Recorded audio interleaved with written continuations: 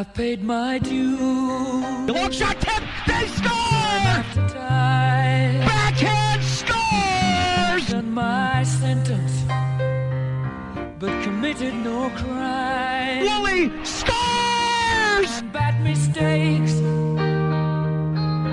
I've made a few. O'Reilly! Oh, really? Myself and kicked in my face, but I've come through. An exclamation point as the Rangers bench celebrates. We are the champions, my friends. Pridham scores! And we'll keep on fighting till the end. 10 consecutive wins. We are the champions.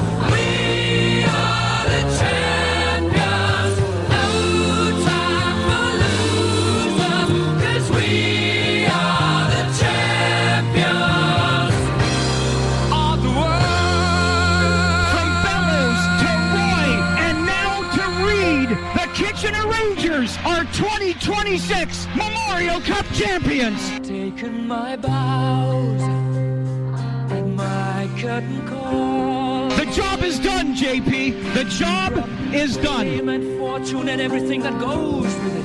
I thank you all. I don't know about you, but I don't think I could possibly get sick of reliving those moments through the Memorial Cup on the route to becoming champions of junior hockey in Canada. Your Kitchener Rangers, and I thought on this All-Request Friday when we play the songs about champions, championships, winning, I'd just get Queen out of the way right off the bat and see how creative you are with the rest of our songs. And I'll tell you this, because a lot of the requests come to me, I already know how creative you have been with your requests for this All-Request Friday Champions edition. I hope you enjoy the selections that our listeners have made as much as I do. Going through the show, you'll hear different songs under the Champions theme on this All-Request Friday. Good Friday morning. It is the 5th of June. I'll tell you what, I know I'm not the only one who is not sick of reliving those moments from the Kitchener Rangers championship run, because at our Farwell for Hire launch party last evening at Block 3, there were a number of Let's Go Rangers chants that broke out as we celebrated the beginning officially of our 13th annual fundraising campaign for cystic fibrosis research. Thanks to Block 3 for hosting. Thanks to the Village Caterer, who provides the media meals for the Kitchener Rangers and often the team meals as well. So I get a lot of their food, and they were helping us out with the food last night again. The Village Caterer, Megan and Toby, just a great duo. And speaking of duos, how about the father and son duo who provided our music last night as well? It was a terrific night, and wouldn't you know, we had in our silent auction a Kitchener Rangers hockey stick signed by every member of this championship team. It had been arranged months earlier, and it just so happened that it became a stick signed by the Memorial Cup champions. It went for a pretty penny last night, which is great because that means more money for cystic fibrosis research. More on all of that coming up, but you know that the minute we begin our show every day, our phone lines are open to you. We love the interaction. This is your platform as much as it is mine. 519-570-2545, star 570, and 1-800-570-5715. Alan is with us early this morning. Good morning, Alan.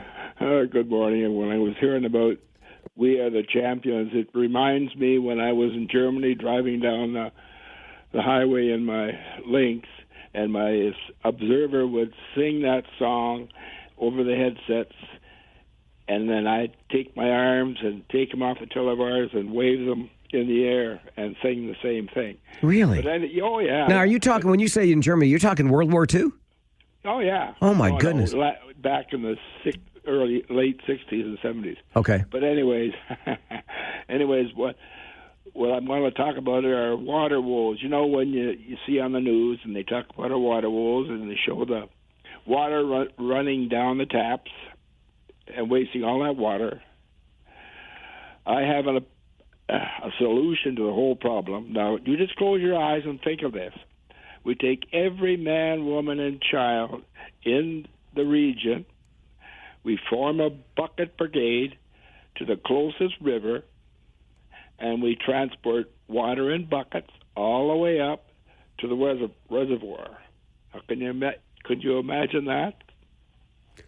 I mean, it certainly is something to wrap one's head around. That is one heck of a bucket brigade. It's an all for one and one for all solution proposed by Alan. From the river to the reservoir. There's something here. I might just make that the title of something I write in the not too distant future. You're not wrong, certainly, about the water woes that we continue to experience. And Regional Council went at it for about 7 hours on Wednesday, trying to find a way to restart development. The development community is saying more than 1,000 jobs have been shed. Tens of millions of dollars have been lost by this pause that we're dealing with right now. There's been a lot of talk about the buffer that we keep in our water system of 20% just in case of emergency or a shutdown of some sort. There's been some advocacy to keep that buffer as low as 10%, but the region is sticking firm on that 20% number to ensure capacity in the event of an emergency. A lot of differing opinions out there, that is for sure. And the bottom line is we still don't have a full reopening, if you will, of business for our development community. We will be talking more about that on the show, working on a guest as we speak for Monday. One of the councillors who said, hey, could we reduce this buffer to some degree here and get some things restarted, which is an idea that I can lean into, but we'll talk more about that on the show Monday. Just going back to the launch party that we had for Farwell for Hire last evening at Block 3. If you couldn't be there, we missed you. We really did. We had a great party anyway. No offense. You missed a pretty good party. But going to be all over the Ding Dang Place this weekend. Starting tonight, I'll be at the Aging Oak in Hespeler Village, right there on the corner of Queen as you get into Hespeler Village. A beautiful spot. We're going to have some food. We're going to have some good times. There's going to be some dancing in the streets, like quite literally. And Aging Oak is matching donations up to $500. So your donations go twice as far tonight at the Aging Oak, and you can enjoy a nice night out as well. Then tomorrow afternoon, Saturday, Knox Presbyterian Church in Waterloo, the one and only sewer lady, Barbara Robinson, is giving a talk about sewers, how to prevent flooding at your home, how this water crisis in the region is really a sewer crisis, and she's awarding a prize of a full inspection by her of your home's plumbing. So you can help out raise some money for Farwell for Hire by stopping by, making a donation. You can win that prize, and you can get some of Barbara's expertise at Knox Presbyterian in Waterloo, 2 until 4 tomorrow afternoon. Then tomorrow evening, boom, from Waterloo to Baden, let's go with the Cereal Grill Kitchen on Snyder's Road in Baden. They're going to have brisket and or pulled pork sandwiches or potato wedges with dip, asking for a recommended minimum donation of $10, but all of the proceeds from our time at the Cereal Griller's Kitchen tomorrow evening in Baden being donated to the Farwell for Hire fundraising campaign. It's great. Cereal Griller Kitchen is brand new partner to our campaign. Really looking forward to working with them. The food sounds delicious. They're going to get some money straight from me. I promise you that. And I'm looking forward to getting into Wilmot Township and enjoying some time there and seeing you and enjoying some good food. And then on Sunday afternoon, see, we're not done yet, noon until 3.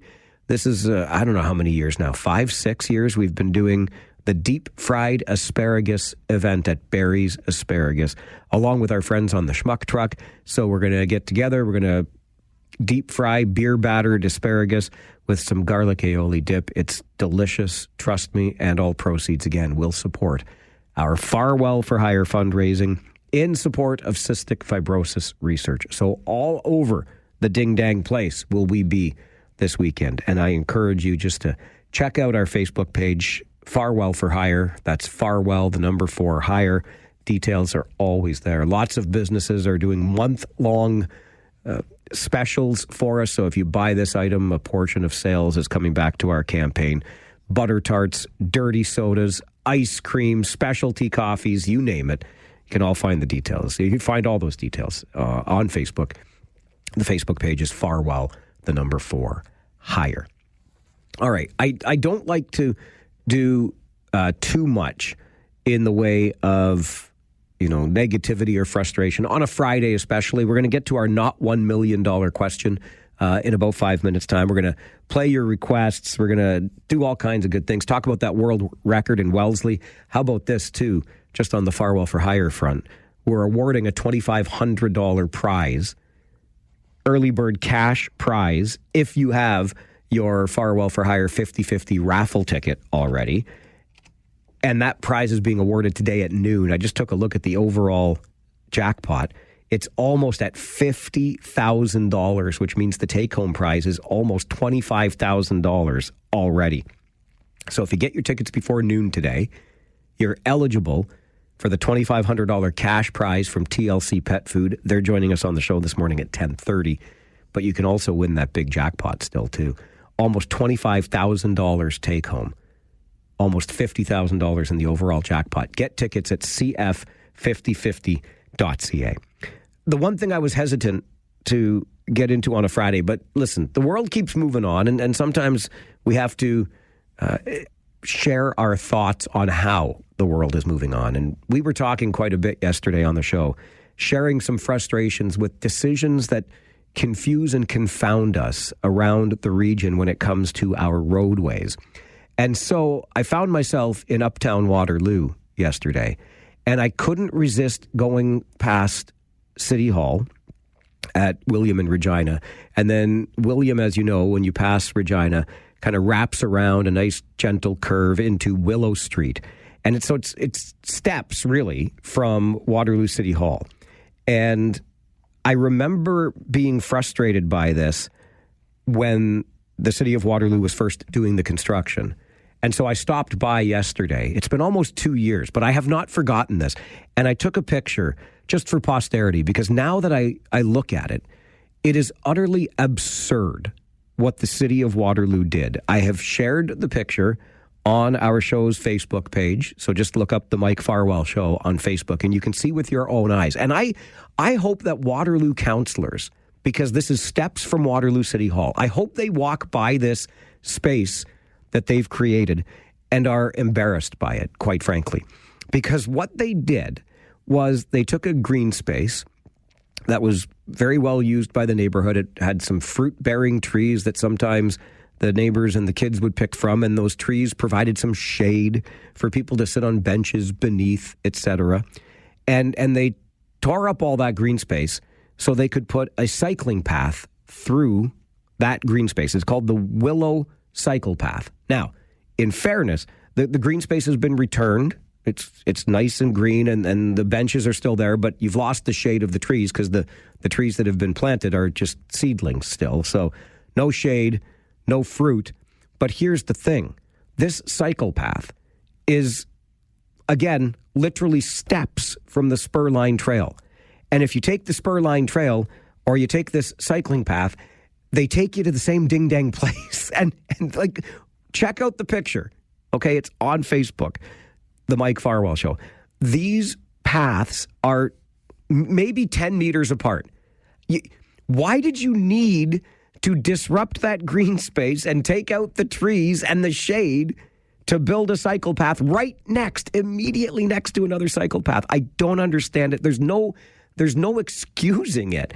And it was said at the time, well, it's only 0.1% of the tax increase. Yeah, well, then you shouldn't have applied that 0.1%. That could have been a savings, or it could have gone somewhere else because you built an entirely redundant cycling path. And for me, it's embarrassing and frustrating. I can't believe Waterloo Council would have done such a thing. But I don't forget this stuff. So I took the picture while I was in Uptown yesterday and posted it for you on our Facebook page. Just check out the Mike Farwell Show. And remember, this is an election year. And maybe, just maybe, you want folks who are going to be better stewards of your tax dollars, because this was completely wasteful.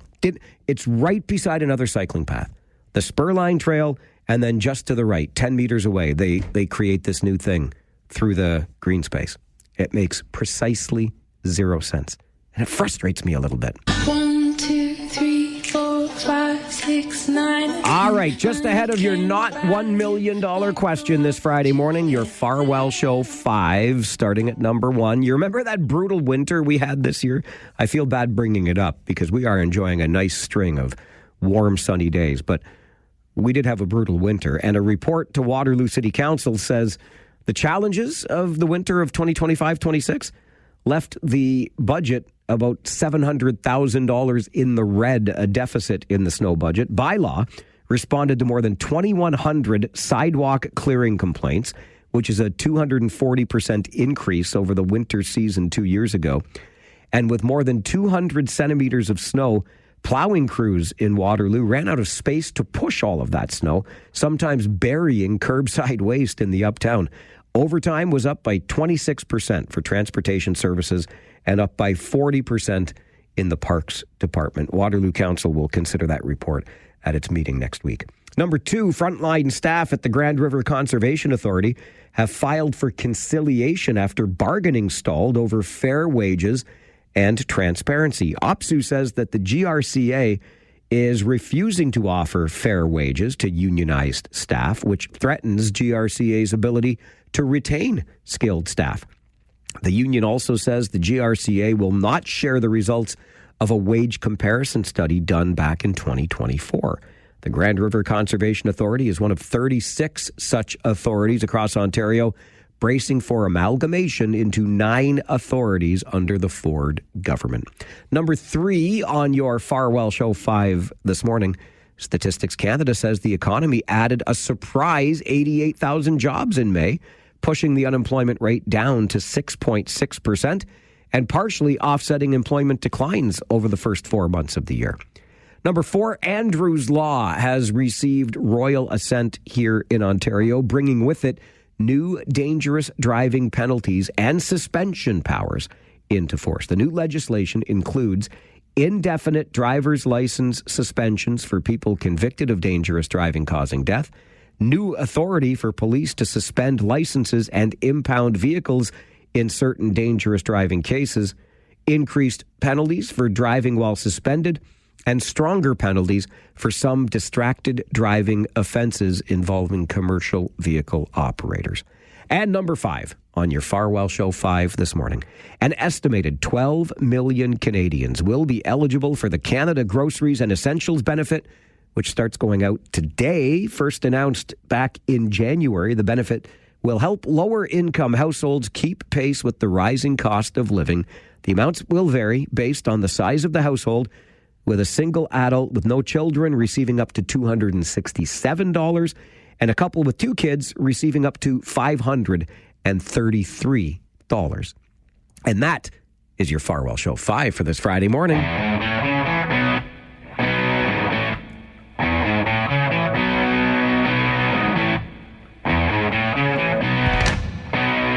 That was wonderful. Bravo! I loved that. Oh, it was great. Well, it was pretty good. Well, it wasn't bad. Well, there were parts of it that weren't very good, though. It could have been a lot better. I didn't really like it. It was pretty terrible. It was bad. It was awful. It was terrible. Get him away! Hey, boo! Boo!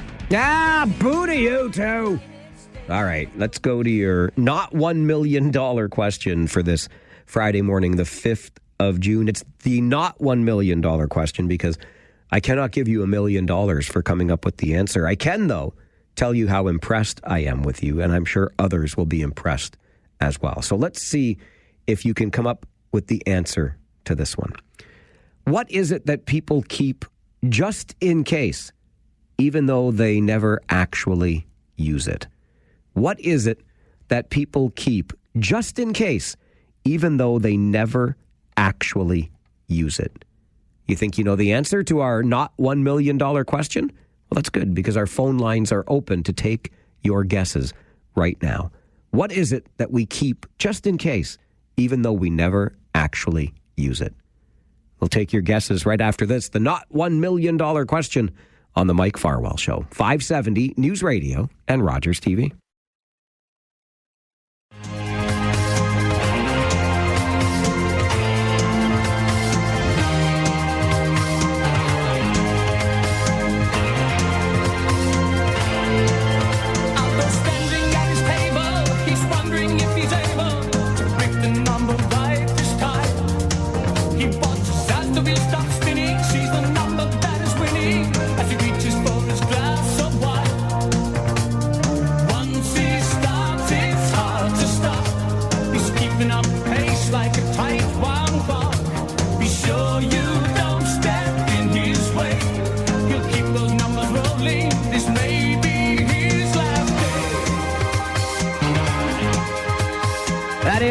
saga and wind him up for Nate, Farwell's Force member number 8 on this All Request Friday Champions Edition. Something else we do on Fridays is what we call the not $1 million question. Today's question: what is it that people keep just in case, even though they never actually use it? Let's go to the phones and see if we can come up with the answer.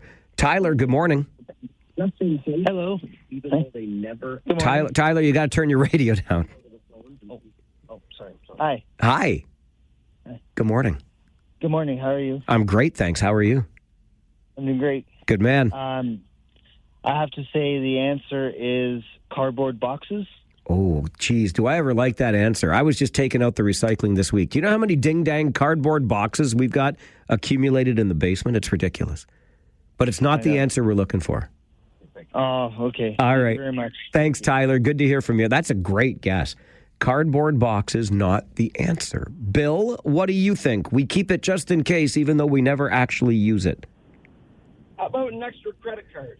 An extra credit card. Not the answer we're looking for, but another good guess. Thanks for playing, Bill. Thanks, Mike. All right, buddy. Boy, and that would be the smart thing to do. You have the extra credit card, but you don't use it because you don't want to keep running up those tabs, do you? Farwell's Force member number 165, Sean, good morning. I'm going to go with something really old-fashioned here. Okay. We have an old oil lantern in the house in case of blackout that we never use. You do not. I do, too. It's an old oil lantern, been around for years. You can get stuff at Canadian Tire. Sean, you know you've got a flashlight on your phone now. Yeah, but your phone could... But, after that big blackout early in the 21st century, your phone could go dark, too. I got it. I love it, Sean. I appreciate the call. I love that you still have it. Not the answer we're looking for, though. But that's definitely a just in case, isn't it? What is it that we keep just in case, even though we never actually use it? Tracy, do you know the answer? An umbrella. Oh, also very good. Not the answer we're looking for, but thanks for playing. Oh, darn. Thank you very much. Have a great day, Tracy. Thanks. Not an umbrella. Not a cardboard box or multiple cardboard boxes. Not an extra credit card. And not an old-fashioned, old-school 18th century oil lamp just in case the lights go out. What is it that people keep just in case, even though they've never actually used it?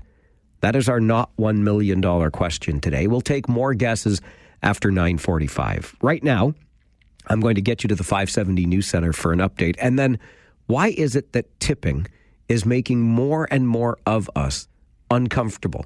We'll have the conversation next on the Mike Farwell Show. This is 570 News Radio and Rogers TV. I'm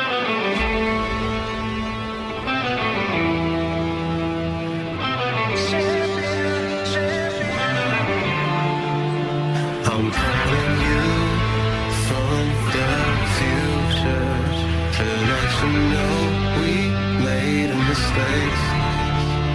And there's a fall from the past that's giving me such a headache. And I'm back with the madness. I'm a champion of the people who don't believe in champions. I got nothing but dreams inside. I got nothing but dreams. I'm just young enough to still believe. But young enough not to know what to believe in. Young enough not to know what to believe in. Yeah. That is Fall Out Boy and a song called Champion on this All Request Friday Champions Edition. Randy, Farwell's Force member number 20, wanted to hear that one. How do you feel when you go to what seems to me anyway, like any establishment these days, and you go to pay and that little terminal is handed to you so you can tap your phone or your debit or your credit card, whatever it is you're doing, and there is a prompt on there to provide a tip? It seems to me that these prompts are becoming more and more common, certainly in places I never used to see them. And new research suggests that more and more of us are becoming uncomfortable with this proliferation of tipping prompts. Jamie Hiodo is an assistant professor of consumer behavior in the Department of Management and Organizational Studies at Western University. Joins us to talk more about it. Jamie, good morning. Good morning, Mike. Thanks for having me. Well, thanks very much for making the time. What was your research all about? What kinds of questions did you ask, and why did you ask them? Well, we started off noticing, as you mentioned in your introduction, that it seems like these prompts to provide tips are showing up in more and more locations. And so the question we asked was, where exactly are these showing up, and how do people feel about it? So what did you learn about our feelings around where these tipping prompts are showing up? Well, what we learned is that, A, they're showing up in a lot more places than historically has been the case. And that's been a result of the ability to ask for payment through a terminal and just include a tip prompt there. And when people are seeing that in an environment that they're not expecting to see it in, they are reacting negatively to it. They feel trapped, constrained, and pressured to provide a tip when they weren't prepared to do so and don't necessarily feel it's appropriate. And that results in a series of negative outcomes in terms of their relationship and feelings towards that provider. Is it possible, Jamie, that given those negative feelings they end up having towards that provider, that they may not return there? Could the interaction be that negative? It is entirely possible. In our research, we measured satisfaction, negative word of mouth, return intentions, and attitudes towards the brand, and we found negative outcomes for all four of those things. How is it, do we know, Jamie, how that tipping became so much more common? I mean, this used to seem to me to be a service industry thing, right? You go to a restaurant, you understood that the base wage for restaurant employees was lower. We would kind of tip to top up, and then it just exploded, quite frankly, from there. Do we have any idea as to why that happened? The big shift is means of payment. The average consumer typically pays with a card now, and when you're paying with a card, you have to spend or you have to interact with the machine. And when you're interacting with that machine, it's really easy for retailers, for providers to include a prompt to ask for a tip. So the norms around tipping have really gotten stretched as a result of that means of payment.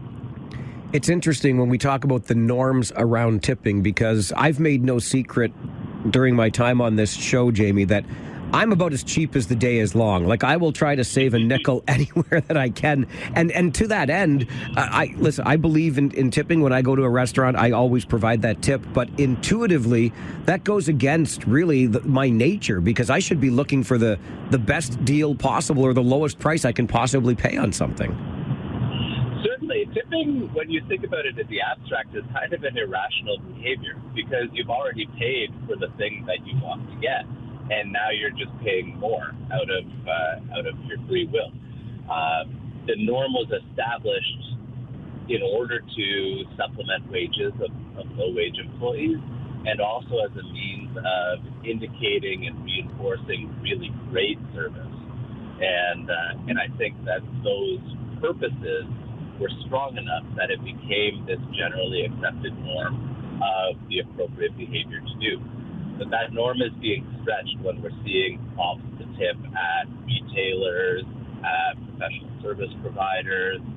My dad was saying that he got asked to provide a tip when he picked up golf balls at the driving range the other day. So it's just everywhere, and underlying reasons aren't applicable to all of these new locations and new contexts that we're seeing tip prompts in. And the position that puts the consumer in as well. When I see a tip prompt at a place that I don't expect to see it, I feel like all sorts of things are going through my mind. I don't want to look like I don't want to, make it clear how cheap I really am. Or if I want to skip through those prompts, it takes extra time. And then I'm thinking, well, that person knows now I'm not providing the tip here. There's a lot of pressure on the consumer at that point of sale. There is, and that's what we refer to as psychological reactance, just this feeling of being pressured and being trapped into doing something that you don't necessarily want to do. And it leads to feelings of guilt. Like you're sitting there saying, well, I've been prompted to tip, and I know based on social norms that if I'm prompted to tip, I should tip because these people need that money, but it doesn't feel right. So we're left walking away feeling confused, feeling guilty, and these are things that are a result of the norm kind of being stretched. And I think that the average consumer should not be feeling in these new settings. I've heard an awful lot in this context, Jamie, about tip fatigue. And if you'll forgive the turn of phrase, are we reaching a tipping point when it comes to tipping? My co-authors and I believe that we are reaching a bit of a tipping point when it comes to tipping. These norms appear to be in flux. Consumers are very sensitive to these prompts, and we could see, I think it could go either way. It could become the case where we could become so desensitized and familiar to tip prompts in these new locations that we just stretch the norm and we start considering that to be normal. Or conversely, it could become the case that we start reacting so negatively anytime we see a tip prompt that even these traditionally established domains that rely on tips for their employees' well-being start to see less tipping from consumers as they just kind of ignore the norm. Jamie, it's really interesting research, and I'm glad we could get you on the show today to talk about it. Thanks very much for being here. Thank you so much again for having me. Jamie Hiodo is an assistant professor of consumer behavior in the Department of Management and Organizational Studies at Western University. And the research that he and his co-authors conducted found that more and more of us are growing increasingly uncomfortable with tipping. I will put myself in that category as being someone who is more uncomfortable with tipping. Sure, let's say because I'm cheap. I get that part. But I have always believed in tipping in the service industry. It started frustrating me so many years ago. I remember talking about this when I was filling in as a talk show host. So that goes, I just realized today's 9 years for us on this show. Happy anniversary to us. Thanks for being here for 9 years on this show. We started this show June the 5th, 2019. Holy Hannah. Anyway. No, 2017. Oh my gosh. June the 5th, 2017. We started doing the show. Anyway, even before that, even before 9 years ago when I was filling in as a talk show host, we would talk about this because tipping started showing up in other places. I remember when people were talking about tipping their personal trainers. And I'm like, well, wait a minute. Don't you already pay that personal trainer like $75 an hour or whatever the price was, right? And I'm not trying to be unkind or to take any money out of the pocket of somebody that is providing a service, but I just thought, man, oh man, like in the service industry, in hospitality, it seemed generally understood that there's a lower base wage, so the tips kind of top that up. But if you're charging me $75 an hour so I can get rid of my beer belly, do I need to tip on top of the $75 an hour I'm already paying, et cetera, et cetera? A couple of my frustrations now are the built-in percentages. So you get that terminal handed to you, and here's your 15% tip, here's your 18% tip, here's your 20% tip. I like to do my own calculation, thank you very much, because I only ever tip on the subtotal. I'm not tipping on the tax. That's not something that I do. So, sorry. And if you want the easy way, if you look at the subtotal and then you look at the tax that's applied, there's 13%. You go up a little bit from there or just give 13%. Whatever the tax is, tip that amount. But I always tip on the subtotal, never on the tax. So when they just hand the prompt and it's 15, 18, 20, they're tipping on the tax. And I don't like to do that. And then, of course, there are the terminals that start at 18% and then go 20 and 23. I think I've heard of some that even just start at 20% now, et cetera, et cetera. I always like to do my own mental calculation. Thank you very much.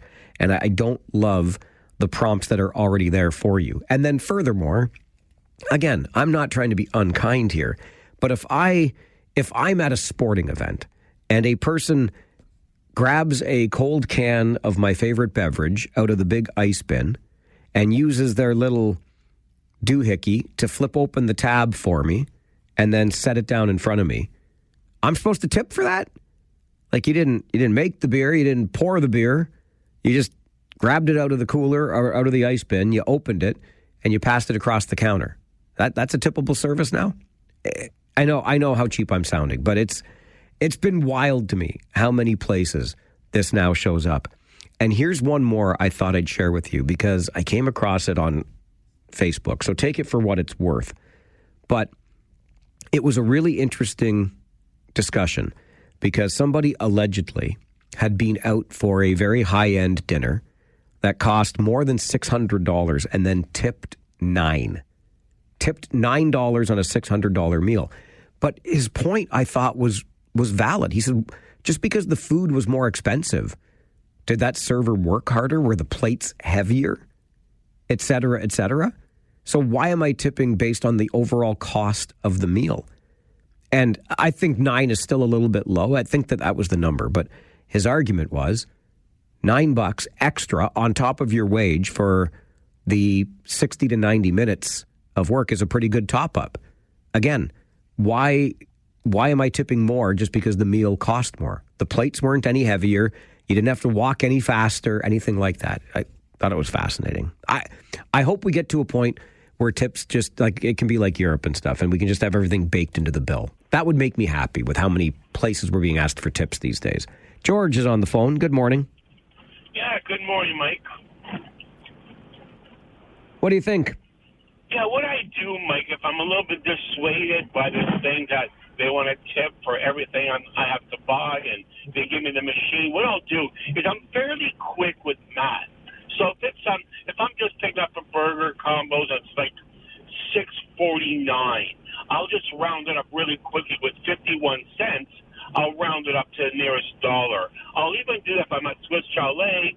It's 87 whatever dollars for a bill. I'll do a quick math in my head and round it up to 100. So that's how I do it. I don't do a perfect 10, 15%.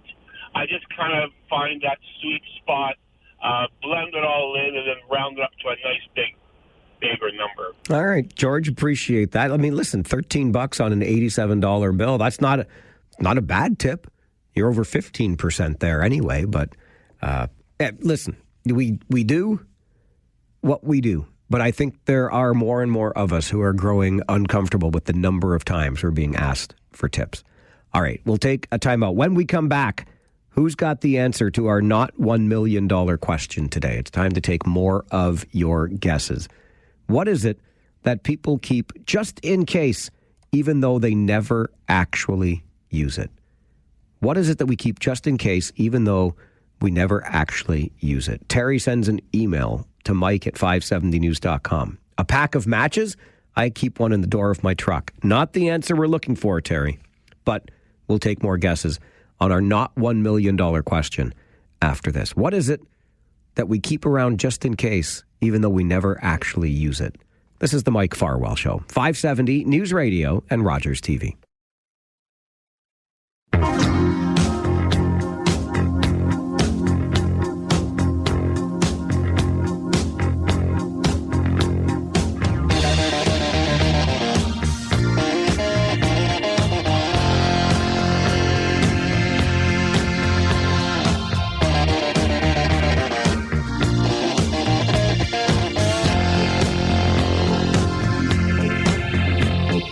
Never could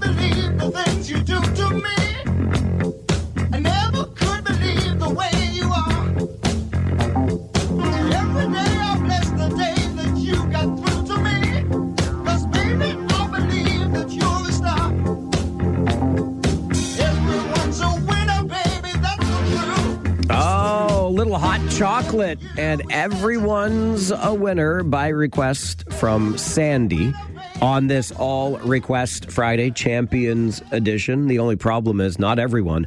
Only your Kitchener Rangers were winners at the Memorial Cup. It's the Champions Edition of All Request Friday this week. On Fridays, we also ask you what we call the not $1 million question. Today's question: what is it that we keep just in case, even though we never actually use it? Laura, Farwell's Force member number 406. Good morning. Good morning, Mike. My guess is a spare key. Oh, a spare key. I like that one a lot. You know, for the longest time, I had keys on keychains. I didn't even know what they were for anymore. I still do. Good guess, Laura, but not the answer we're looking for. All right. Thanks, Mike. Thank you. Have a great day. Okay. You too. Okay, bye-bye. Not a spare key. Let's find out if Francis knows the answer. Farwell's Force, member number 36 from God's country out there in Listowel. Hello, Francis. Hello, and my wife would like to make a guess too. Her guess is an emergency kit, and my guess is an old mantle clock, a cuckoo clock that just makes too much noise or it doesn't work, but we still keep it around. Oh, I love a good cuckoo clock. We used to have one at a cottage in Hanover, and the cottage is gone, and so is the cuckoo clock. I would have hung on to it. Yeah. God bless. Thanks, Francis. Good guesses, but not the answers we're looking for. Kim also guessed via email to mike@570news.com. Old keys, not the answer. Fire extinguishers, says Doug, also via email. Norma, via email. Old prescription eyeglasses. I like that one too. And Yuda says old spices. Not the deodorant, I don't think, but also not the answer we were looking for. My good buddy Phil is here. Phil, you promised to see me at the Cereal Griller Kitchen tomorrow night in Baden. Is that right? Yeah, weather permitting, if I can kick people out of my house to go. Okay, you just kick them out. I'll tell them Farwell said to leave. Okay. Okay, you wanted to say something about tipping. Yeah, I do tip. And you got to remember this perspective. If you put the tip on the plastic, that is part of the, that's an income that's, they have to pay income tax on. So you like to tip in cash? Depending on the whole scenario and the personality of the person I'm dealing with. Sometimes I'll just conclude with, you want to tip? Plant your corn early or... Phil, you remind me of my grandfather when you do stuff like that. It shouldn't be like a carrot dangling in front of the mule's nose there. But anyway, I used to walk around with cash just for tipping too, because I wanted to make sure that the person who was receiving the tip was the only person receiving the tip, and they didn't have to claim it if they didn't want to. Little skullduggery there on our federal government. Okay. What do people keep around just in case, even though they never actually use it? I am guilty of this. Instruction manuals. Who reads an instruction manual anyway? But we have a whole drawer full of them at home. Never use them. But maybe someday I might want to refer to that instruction manual. That is the answer today to our not $1 million question. What do people keep just in case, even though they've never actually used it? An instruction manual.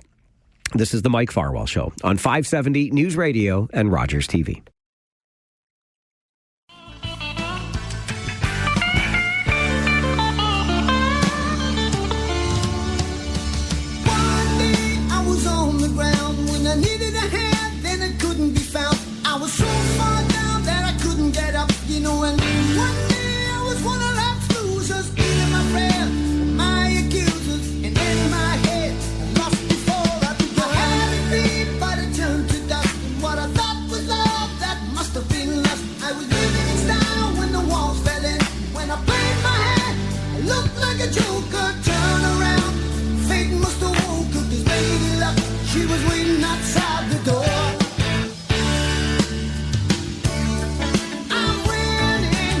You are Santana, winning by request for my buddy Kirk and my other buddy Jim on this All Request Friday Champions Edition. And, you know, I think our next guest got the memo because he comes into the studio decked out in a Kitchener Rangers necktie. And that is why it is the Champions edition of All Request Friday, because the Kitchener Rangers are Memorial Cup champions. Damian Ronsky, equipment manager with the Wellesley Applejacks, sits across from me. Good morning. Good morning, Mike. Thank you for having me on the show. Thank you very much for making the time. And again, an excellent choice in attire today. Got to show your love for the local team, of course. Rangers all the way. Well, okay. And we certainly appreciate that here in Kitchener. But as the equipment manager with the Wellesley Applejacks, also working with the Elmira Sugar Kings, you must spend an awful lot of time in a hockey arena. I do. Some days more time than at home. So it's been nice to enjoy some time during the off season here, but getting ready for next season is always the big event. Yeah, and it seems to me like the off season, Damien, isn't what it used to be. Like there's not much time off, so to speak. Definitely not. Lucky to squeeze in a week to get some fishing here and there. Nice. I like that idea. Okay, one of the things that you are doing this off season really is intriguing to me. You have decided to go in pursuit of a Guinness World Record. That's correct. And I'm hoping I don't regret this attempt afterwards. Well, okay. So, first of all, what motivates you to do this? I thought it would be a fun challenge to do. I work with hockey all day long. The guys are a lot younger than me, and they're always talking about playing chell all day long. So I figured I'd give it a shot, and getting ribbed by them and a bunch of chirps about an old guy not being able to play. So I'm going to show them I can do it and break a record while doing it. Okay, but when we talk about playing now, we're not talking about lacing them up and getting out there on the ice. You are talking about going for a 26-hour marathon of playing the video game NHL 26. That's correct. I'll be playing NHL 26 on the PlayStation 5 for 26 hours straight. During that time, there's going to be players coming from GOHL and PGHL, and I think we're going to be joined on the phone by a few NHL alumni players. They're going to challenge me to a game or a period, depending on time. Just going to have some fun playing, and we're going to do some live interviews with those players at the same time. So just to kind of have some fun with the whole event and raise some awareness for local hockey at the same time as trying to break a record. Are you a gamer at all prior to this idea? I am. I'm more of a first-person shooter. I'm not very great at NHL, but I've been practicing for the past little while, so I'm hoping to be able to hold my own a bit. Okay, well, now to that end then, I mean, as long as you're playing the game, it must count towards the record. Like, you don't have to win the game that you play, whether you're playing against the system itself or another player, right? That's correct. As long as I play continuously for 26 hours. I do believe they give us a couple of breaks in there for bathroom and eating, but it's not very much, that's for sure. So I'm going to keep going. There will be some rounds where I'll play quick matches against the computer or against an online opponent just for fun. And we've actually welcomed people from the public during the arena hours to come in if they want to challenge me for a game. They're more than welcome to. It's going to all be streamed live on Twitch too. So you mentioned during the arena hours, because you are going to be doing this at the Bill Geese Arena in Wellesley. Yes, that's correct. I'm actually going to be in the Wellesley Applejacks dressing room. So we're going to be going for that full hockey atmosphere there and trying to get as many of the boys as I can to come in and join me there and kind of give me a little bit of support while I do the challenge. All right. Keep me up. So I find it interesting, Damien, when you mention that they give you some breaks for food and for, washroom breaks, etc. But what kind of logistics are involved from Guinness, the world record keepers, to conduct something like this? You definitely have to collect a lot of evidence. We're going to have 4 cameras running all the time, and one's going to be streaming online, so that keeps the digital record of everything. You have to record everything. You have to have 2 witnesses, independent witnesses that have to write a statement. You have to send them a DVD of the entire thing from start to finish, including your setup and tear down. There's a lot. It has to be sent over to England, and then you have to await your response. It can take a few months, but definitely worth it. Or you can pay $10,000 American, and they'll actually send somebody from Guinness who will be there for the entire challenge. So you are made of better stuff than me. I know that right off the bat, and you're a little bit younger. But I got to be honest with you. We just got back from British Columbia and the Memorial Cup, and just the way that the travel schedule worked, we had to fly through the night after the championship game on Sunday. And so I was up all night. And it wasn't because there was a big party. It's just because I couldn't do a very good job of sleeping on the plane. And let me tell you, at my age, I turned 55 this year. Staying up all night has not been good for me this week. I'm still trying to figure out what in HE double hockey sticks is going on. So when's the last time you pulled the proverbial all-nighter, Damien? Oh, it's been a few years, that's for sure. Yeah. Probably a road trip. Head down to the States for a hockey tournament, and there just wasn't much time between when we arrived, got the hotel, got everything unpacked, and then had to go for practice. Sure. So I think there's going to be a lot of coffee. Okay. And a lot of cans of Coca-Cola, maybe some Red Bull involved in there. So, but it'll be a test physically, but I want to keep it interesting during the whole time. So I'm going to try and do some little surprises during the broadcast to try and keep myself going as well as the people that are supporting at home. So I have a feeling that you will not do this sitting down, because that's got to be signing your own sleep sentence, doesn't it? You'll fall asleep if you're sitting. Yeah, they gave me a leather reclining couch for the challenge. Come on. I think that's just that's a bit of a tease. Yeah. I'll definitely be switching around a lot, standing up, walking, doing whatever I can to try and keep going, and a lot of healthy snacks instead of just sugary stuff that'll pay it forward to my body instead of just crashing. Right. Smart idea. Okay, so the current record is 24 and a half hours? That's correct. So you want to try to beat it by 90 minutes? Yeah. Minimum I want to go for is 26. I figured since it's NHL 26, why not go for 26 hours, and then it leaves it open for somebody to try and challenge it the next year. Will you play one particular team? I assume with the way the games work these days, you can make your own. You might play. Are you going to play the Applejacks? I was thinking about making a couple custom teams. Yeah. Generally, I do play with Toronto. I'm a diehard Leafs fan. Attaboy. And I think that would be a fun one to run with for most of the quick play games. So, and it'll also give it to a bunch of my friends being Habs supporters. So. Okay. When is all this happening? It'll be on Friday, July 10th at the Bill Gees Arena. We're going to start the challenge at noon, and we're going to be joined by Matt Sadler, who is going to sing the Canadian National Anthem to start off the very first game. And it's going to run straight through until Saturday at 2 p.m. Does the clock start the minute you like the anthem? Matt's anthem is not going to count towards your 26 hours. No, it starts from the first puck drop. So I'm going to get in there early, get everything set up, and have it ready. Because my 26 hours is probably going to be closer to around 30 by the time it's all done and everything. Sure. So yeah. What do the boys on the team think about this idea? Oh. They're laughing. They don't think I'm going to make it. A few of them are going to show up just to see if I can. So right. I'm old, but I'm not obsolete. So, have you thought about those long and dark, lonely hours after the arena is closed and you're there in the dressing room all by yourself trying to continue this marathon? Yeah, that's definitely going to be the hard point. Yeah. That's where I think I'm going to have to try and make it the most interesting and have some of the little surprise and gimmick games that I'm going to add to it. Keep myself going and everybody else. Right. So. How much thought did you give to the time of day that you're starting? I wanted to start as close as I could in the daytime so that people could come if they wanted to join. Right. And and same with the ending so that we can close down and I can actually go home and try and get a little bit of sleep. So I didn't want to start late at night and not be able to be joined by some guests the first day. So right.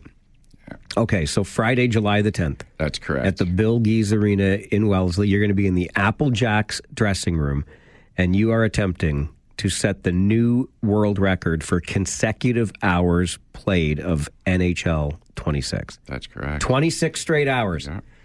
We wish you the very best of luck, sir. All right, thank you. I'd just like to thank Good Time Games for donating the game for the challenge, and Noah's Pizza in Linwood, who is going to keep me fed for the night. I love it. That's a good hookup. Both of those are good hookups. Great people, great food, great gaming. Okay, so the guys on the team are like, Damien, you're never going to make it, but Noah's Pizza and the gaming company is more than happy to step up and say, we got your back. You got it.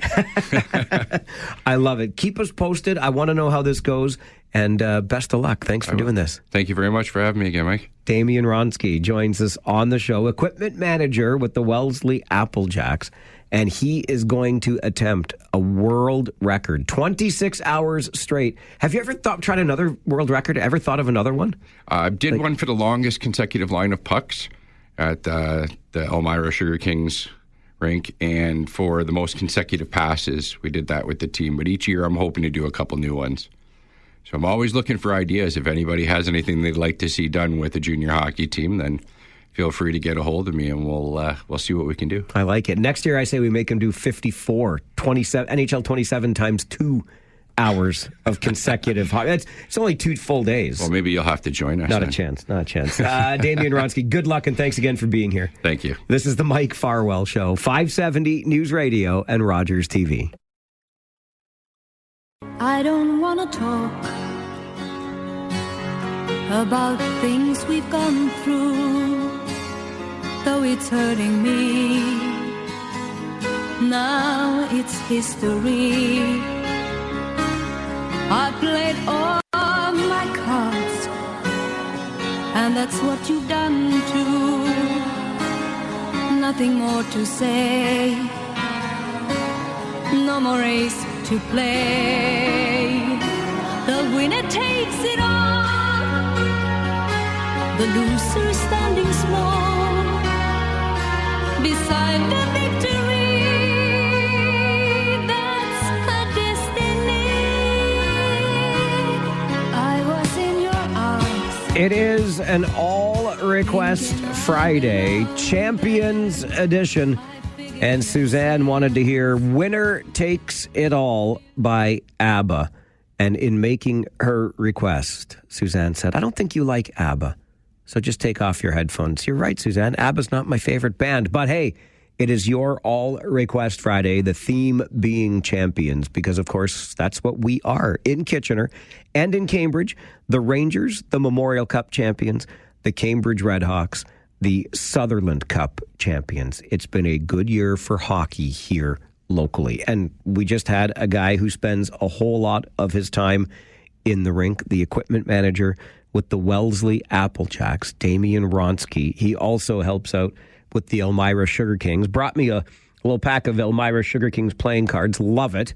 And is about to attempt a Guinness World Record for the most consecutive hours spent playing the NHL video game. NHL 26 for 26 hours. The current record is 24 and a half. Do not underestimate, by any stretch of the imagination, how difficult it is to stay up for 26 consecutive hours. Thinking also that it's not like Damian's just going to roll out of bed at noon on Friday, July the 10th, and start his challenge. He'll probably have been up since 8. Maybe if he sleeps in 9 or 9:30 that morning, who knows? But either way, he's going to be up for a little while. I say this because many, many years ago, as part of the Farwell for Hire campaign, I decided to do a radio marathon, and I had the support of my manager at the time, who was wonderful to me. So I started Friday night at 7 and continued right through. I was working on our country station at the time, and I continued right through until the following Monday morning at 10, when the usual morning show would end. So I think we ended up with 73 odd hours, whatever it was. Anyway, 7 p.m. Friday till 10 a.m. Monday. And I remember the first overnight, like around 2 or 3 a.m. Saturday morning, I was already tired. And that weekend was brutal and fun at the same time. We had a lot of fun with it. Oh, that Farwell for Hire campaign. You know, it brings a story every year, and have I got a story to share with you this morning? Not everyone's a jackwagon. Not every heart is cold. Not every promise made to you is gonna turn to gold and fold. Some people mean it when they say they care. Some folks will show up, actually be there. So don't close the door on every soul you meet. Not everyone's a jackwagon on this street. Today's story, to remind you that not everyone is a jackwagon, comes straight from the pages of this year's Farwell for Hire fundraising campaign, which began officially just last night with our launch party. So you probably know that I do this fundraising campaign in memory and honor of my sisters, Luann and Sherry, who suffered from cystic fibrosis and who passed away from this terminal disease. We still have not found a cure, but we're making great progress. However, more than 3 decades ago now, I lost both of my sisters, and I want to carry on their memory in this way. A little bit about Luann. Luann was the neighborhood babysitter when she was with us. She spent hours and hours every day. Any neighborhood family that needed a babysitter would lean on Luann, to the point where by the time she was into her late teens, early 20s, she was a de facto nanny for some families, showing up first thing in the morning, helping with breakfast, get the kids off to school, etc. That's all she did, right to her final days. I was sharing this story last night at the launch party. She would be pulling the cart with her oxygen tank behind her just to get to, because she wasn't going to give up on those families and those kids. And I still run into people today, all these years later, who say, your sister Luann babysat me. I remember Luann. She babysat me. It warms my heart. There was a great photo of her, actually, in the Waterloo Region Record way back when, with more than 20 kids in the neighborhood who she all had a hand in babysitting and caring for. She was wonderful that way. There is a young lady today who reminds me an awful lot of my sister, Luann. In fact, Luann used to babysit her when she was younger. Her name is Melissa Martz. Yeah, I'm two-naming you, Melissa, because I know a lot of folks will know who you are. And Melissa and I live in the same neighborhood, and Melissa is always finding ways to support Farwell for Hire, maybe because Luann babysat her and there's such a close connection to the family. But Melissa does today very much what Luann did all those years ago. She takes care of people's families, right? She works as a nanny. She's always supporting children's initiatives. And Melissa came to our launch party last night and surprised me with a massive donation. And how did she come up with this massive donation? Apparently, you can put people on snooze on Facebook, or you can take a break from them. I don't know any of this nonsense, but Melissa and I are not only real life friends and neighbors, we're Facebook friends. But I wasn't able to see any of Melissa's posts because she was working behind the scenes as quietly as she could so I wouldn't see it, doing fundraising on our behalf for Farwell for Hire. And it was simply repeated requests on Facebook. Here's the campaign. Here's the reason I'm fundraising for it. Will you make a donation? And Melissa showed up at our launch party last night and brought us more than $1,100 that she got simply by making repeated requests on her Facebook page to her network. And she had me on pause or on snooze, or she took a break from me so I wouldn't see what was going on.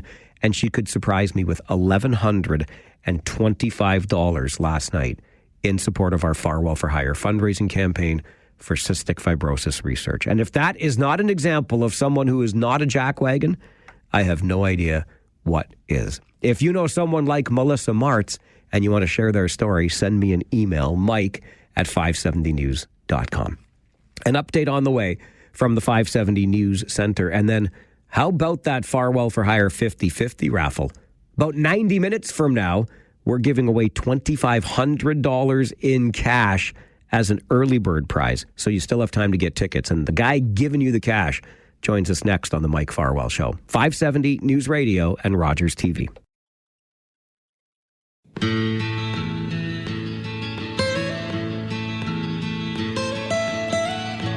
Almost heaven, West Virginia, Blue Ridge Mountains, Shenandoah River. Life is old there, older than the trees, younger than the mountains, growing like a breeze. Country roads, take me home to the place I belong, West Virginia, Mountain Mama,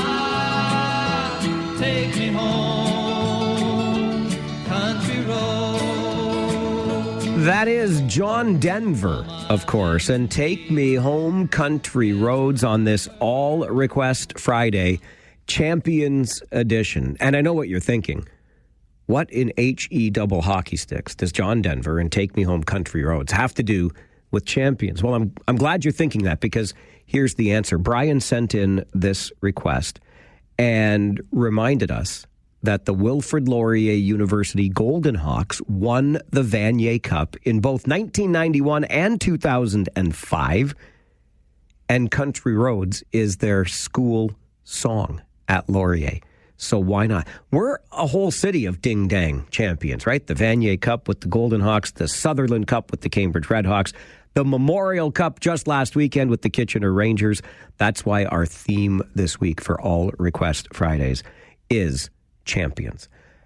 This Friday also happens to be what you might call moving day in the Farwell for Hire 50-50 raffle. When I first looked this morning, and I didn't look really early, it was around 8 when I first looked, but the jackpot, the overall jackpot, was just over $48,000. The jackpot right now is just over $52,000. So a $4,000 increase in the last 2.5 hours or so. That means the take-home prize is up more than $2,000, or around $2,000.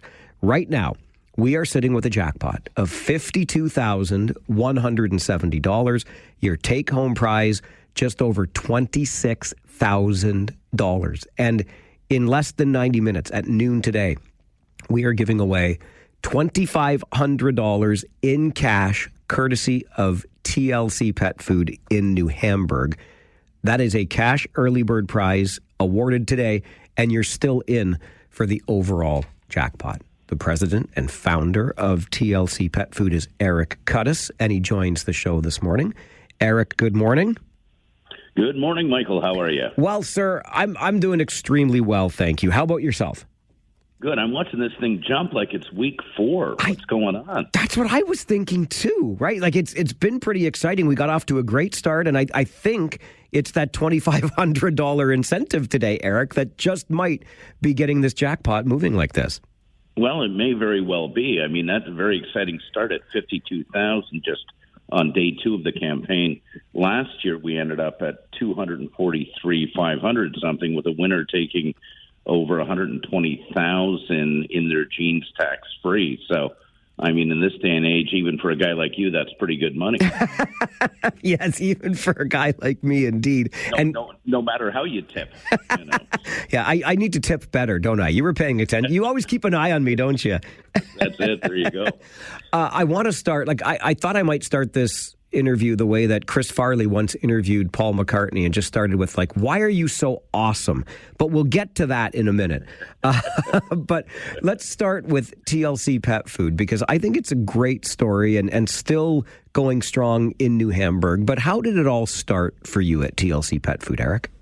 Yeah, that's great. We've talked about this a little bit. It's an interesting story. I was a U of G student and approached by someone to do some sampling on their behalf and look at that. And then as these stories run, disappeared in the middle of the night, and I was left with this kind of opportunity and jumped in feet first and opened nationwide. And now we're in the U.S. and Canada, and we home deliver what we believe to be the highest quality pet food in the marketplace, with great value, great service, all those good things. So that's our story. We're the little company that could, and we did hire a fellow you know by the name of Mike Farwell to come in and MC and speak at our grand opening of our new headquarters last May, if you remember that still. I do remember that very well. I didn't overindulge that night, as I recall. But this is one of the other things I like so much about it, because I'm sure, Eric, you've got options, obviously, when it comes to where you headquarter your business. And when you needed to expand, you basically expanded right next door. Why Wilmot Township? Why the region of Waterloo? Well, and I think that speaks a bit for itself. I mean, I was born in Oakville, but moved at a young age to Kitchener, and then spent my formative years growing up here. And we love the region, but we love Wilmot. And I think the fact that you're going to the Serial Griller tomorrow night And we saw the participation last year jumping in on corporate challenges with Rhonda Erb of Heart of the Matter and Ronnie Downs at Maple Leaf Car Cleaning, and a number of different companies that have jumped into support. It is a community with a great deal of heart. And we really wanted to stay, so we were able to negotiate a deal and buy some land and build there. And we're very happy. And I'm hoping this is my last one, and this is my ride out in Wilmot. But it's a marvelous community. And you've seen the support that not only your campaign, but other causes receive from Wilmot, and it's pretty incredible. Yeah, and certainly you and Sandra and the entire team at TLC Pet Food, it must be contagious what it is that you do, Eric, because I know from having been in the building, that your building, that is, that there are myriad organizations, sports teams, etc., that get support from TLC.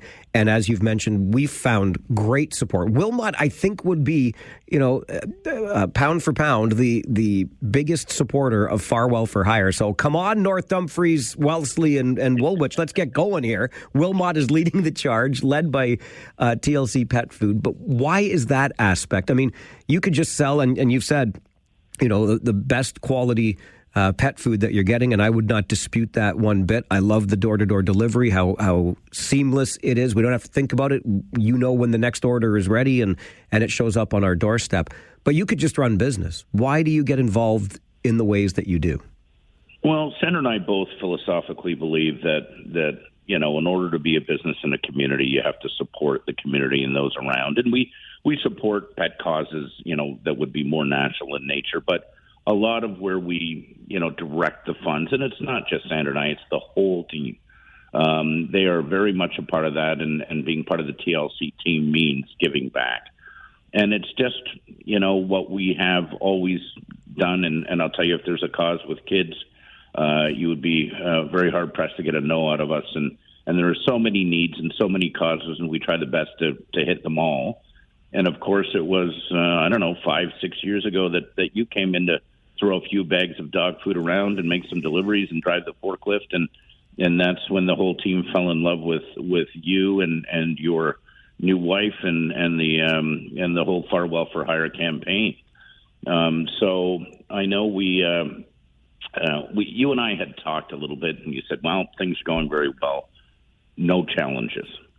But I'm going to turn it. I was thinking about it. I was listening to you, as always, talking about Luann and Sherry, and and I thought, this fight for the cure and all the hard work that you and Jen are doing doesn't just affect those that are afflicted with cystic fibrosis, but their families and how hard it is on them. So this year, because it is June and it is a unique opportunity, TLC Pet Food is issuing the TLC Pet Food Farwell for Hire Father's Day Challenge. So what we're doing is we're issuing a $10,000 challenge. And if you can raise that independently by, I think, the 21st is Father's Day this year, we will match. TLC will match dollar for dollar $10,000 to the Farwell for Hire campaign directly. And that is in honor of all of those families that have supported, endured, suffered, and are so anxious for a cure, as I know you are and so many in your life, that for this time we're going to do it for the families. So it is the Farwell for Hire Father's Day Challenge for $10,000. If we can raise that by Father's Day Sunday, TLC will match that. We had you almost every time, Eric, catch me with these things, and it's a talk show. Damn it, I'm not supposed to be speechless right now.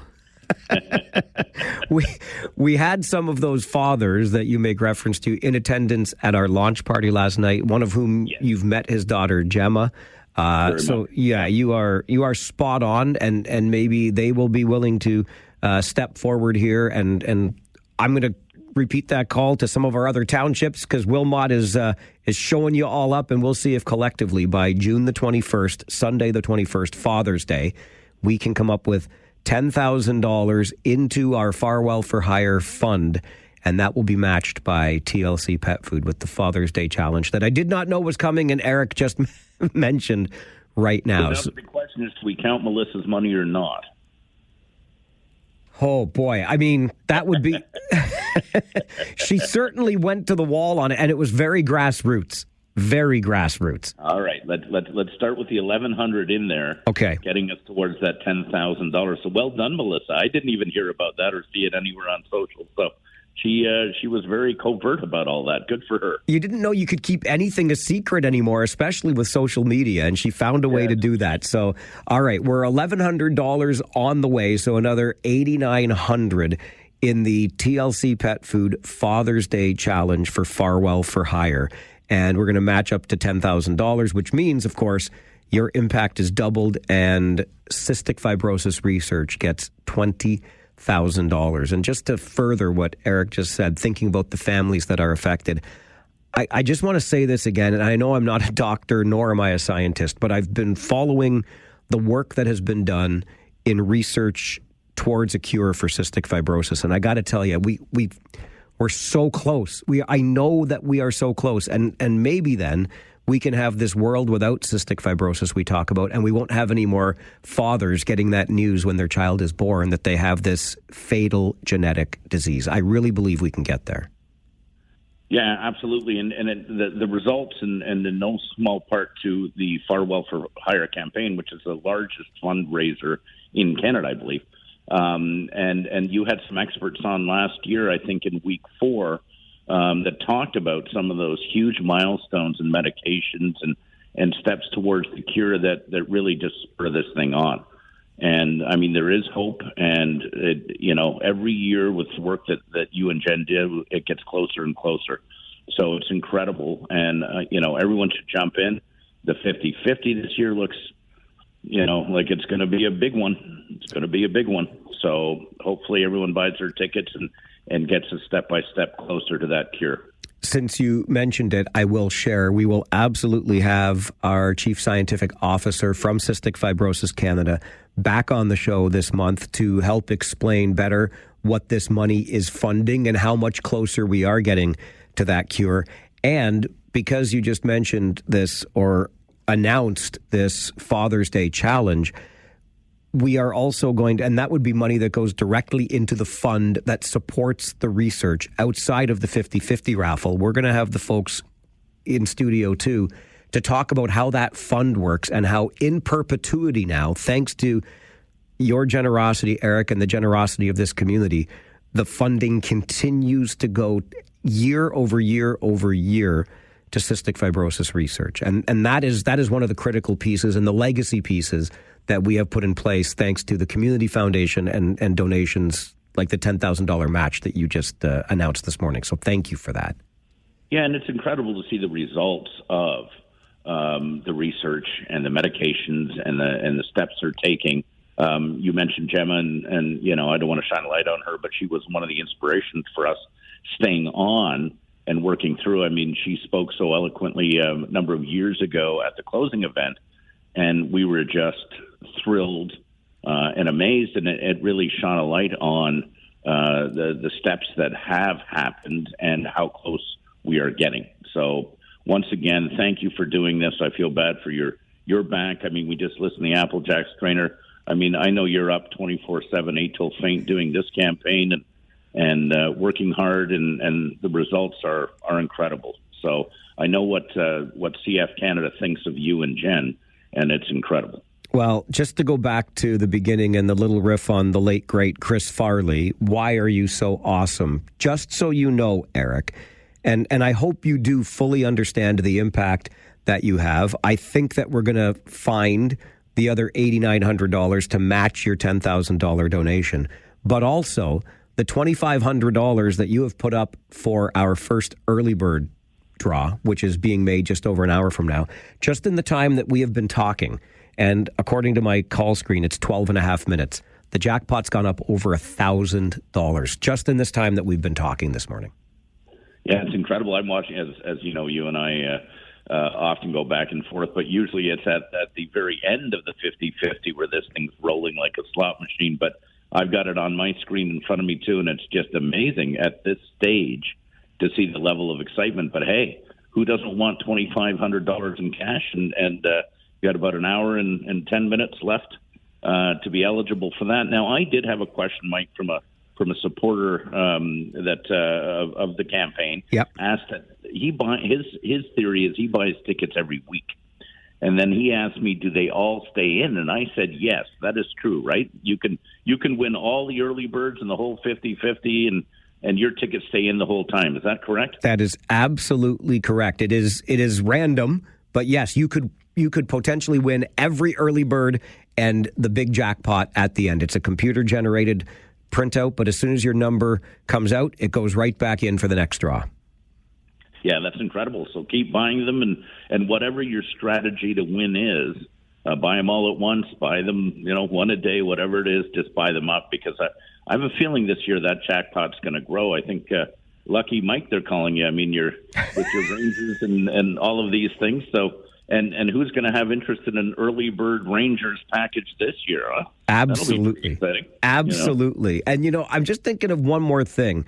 You talk about how the entire team at TLC Pet Food gets behind this, and they do. I've made so many great friends at your place of work, Eric, because of how supportive they have been. I think you might have to go back and look at the logs from about a year ago and dock some pay on Grand Prize Draw Day. Because I think the entire warehouse, they were slacking off, waiting for the draw to be made, see if they won the jackpot. I think we shared the story with you from years ago where they fooled one of their colleagues and called him and said he had won. Oh, yes, I do remember that. So I'm not going to name who. He's still with us, but that was a little bit of fun. There's always fun with the team around this campaign, and we're going to have to find a way to get you out and hire you to come out and see them, because that always builds morale and everything. So we'll see how this plays out. But it sounds like you've got an incredible lineup for the campaign, and I know there was concern over moving it to June, but it looks like this year it's a great move.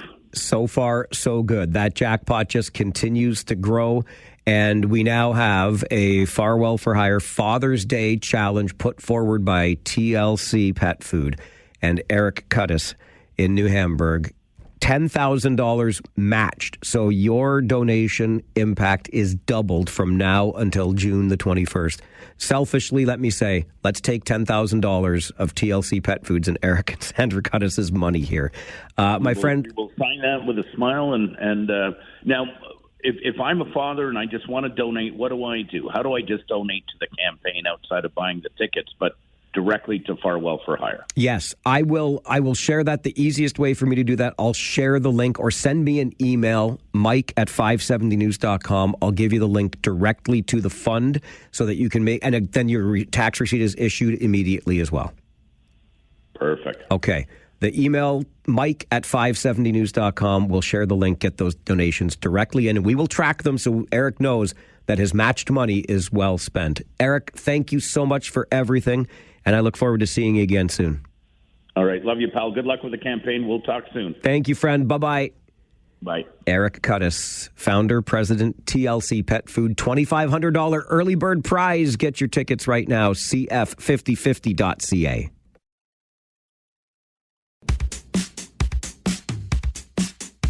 It is moving day in the Farwell for Hire 50-50 raffle. A $2,500 cash early bird prize is being awarded in just over an hour. You can win that $2,500 and you're still in for the overall jackpot, which has gone up $1,500 just in this past half hour. $750 more in the take-home total just in the past 30 minutes. The take-home prize, just under $27,000. The jackpot, just under $54,000. Get your tickets. Get in for that early bird prize of $2,500. Stay in for the big jackpot. It's easy. Ticket packages start at $10. Just go to cf5050.ca. Your Friday 4 Roundtable is coming up on the Mike Farwell Show, 570 News Radio and Rogers TV.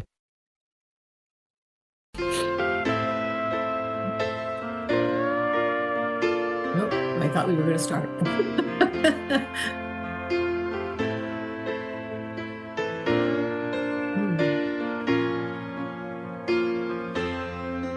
I can't hear, Mike.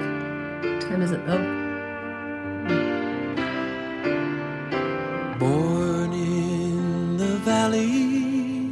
and raised in the trees of western Kentucky on wobbly knees with mama beside you to help you along.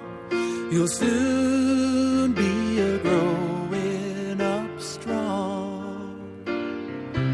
A little bit of Dan Fogelberg and Run for the Roses on this All Request Friday Champions Edition. Kim, Farwell's Force member number 15, wanted to hear that one. Fridays, of course, along with being All Request Fridays, means our Friday 4 Roundtable, where we get a chance to discuss the week's big stories. And joining us to aid in that discussion today, Yvonne Fernandez is here, advocate of Protect Huron Natural Area and a former city councillor in Kitchener. Yvonne, good morning. Good morning, Mike. My old friend Phil Molto is here, and I do mean old. Oh, are you old, Molto? You're so old, you retired from media already. I retire. I just keep coming back. I don't know. It's like delivering snowmobiles. I'm retired. Next thing you know, I'm back on the road with another snowmobile to deliver somewhere. Just, I can't exist in this basement forever. I love it, buddy. I love it. Long time with CKCO TV, the classic. Phil Molto is here. And Philip Mills, another good friend of the show, CEO of Habitat for Humanity, Waterloo Region. Philip, good morning to you. Morning, Mike. All right, let's dive in because, as usual, we have no shortage of things to discuss. And we will start with what went down at the Pride event celebration, the raising of the Pride flag in Cambridge, and a young person giving a speech was interrupted by Cambridge Mayor Jan Liggett, who didn't like that there were comments made about a council colleague during that Pride Day speech. Yvonne, what do you make of Mayor Jan's interruption? Oh, first, my thoughts go to the young woman because, of course, having sat on the other side of the council chambers and in both sides, I know how nerve-wracking it is to make presentations, to publicly speak. It takes a lot of courage. But I'm saddened that Jen would have taken that kind of stance. The best I would have suggested would have a look at the speech beforehand. Speak to the delegate or the person beforehand and say, you know what, maybe at this time, this is not the appropriate wording, and just soften it. But I think I am sure that she is second guessing the fact that she got up in the middle of Sophie's speech. And I'm sure she's feeling very uncomfortable about the backlash that she's receiving. There may have been a better way to have gone about what she did, how she tried to soften what Sophie was saying in a public setting. I don't think there was any good that came out of it at all. Even if Mayor Jan, though, had looked at the speech in advance, are you saying you'd be okay with her censoring what Sophie was going to say? I'm not saying I'd be okay with censoring, but I think listen, if you go and present in front of any council, they can shut your mic off at any moment as soon as you are saying something that is perceived by anybody around that council horseshoe or council circle. If they deem it inappropriate, you get shut down. So that's censorship in itself. So I think that having a conversation with Sophie beforehand may have been a bit more diplomatic and a little bit kinder than the way it unfolded. Okay, over to Phil Molto. Your thoughts on what happened, Phil? I had to reread the link over and over to remember what happened with the council, what was said, what the follow-up was. And then, as Yvonne's saying, you're at council. They do have the right to do this at some points. This is a public presentation. So was the person doing the presentation out of line? It's a very emotional thing to get up there and speak. It's very difficult for somebody else to just have to jump in before they don't know what else is going to be said. So to protect somebody who's not there, who should be able to defend with their actions, I thought this was all a closed deal. And to bring it up again, there's a lot of sides to this. to interrupt somebody who's having a very emotional moment at the podium is really difficult, and then expect them to then continue on. You just say, skip that part and continue speaking is really hard to do when somebody's speaking about something that's so emotional and so personal to them. To bring up somebody's name, you could question that, but given the situation, the person speaking, from the heart, and it's hard not to let them keep speaking. But also, if you're the person in charge of the event, it's hard to let somebody, you don't know what the next three sentences are going to be that you should have jumped in on. You got to react then or not at all. And it was a hard one to react to. So, when somebody's that emotional speaking in public, you have to let them speak because it is an emotional event. They weren't hijacking. They were supposed to speak. They didn't run up and grab the microphone. So you knew the person was speaking, you knew they're going to be emotional. I think you have to let them speak.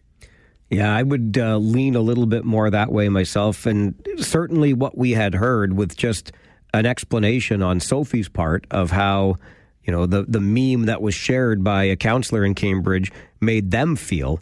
I don't see how that's the grounds to begin the interruption. There are absolutely grounds if things, language, etc. But at that case, boy, that would have been premature. It reminds me of a former school board chair who shut down a teacher that was making a presentation at the public school board. And we all know how that turned out in court, siding with the teacher in that regard. So, Phil Mills, your thoughts?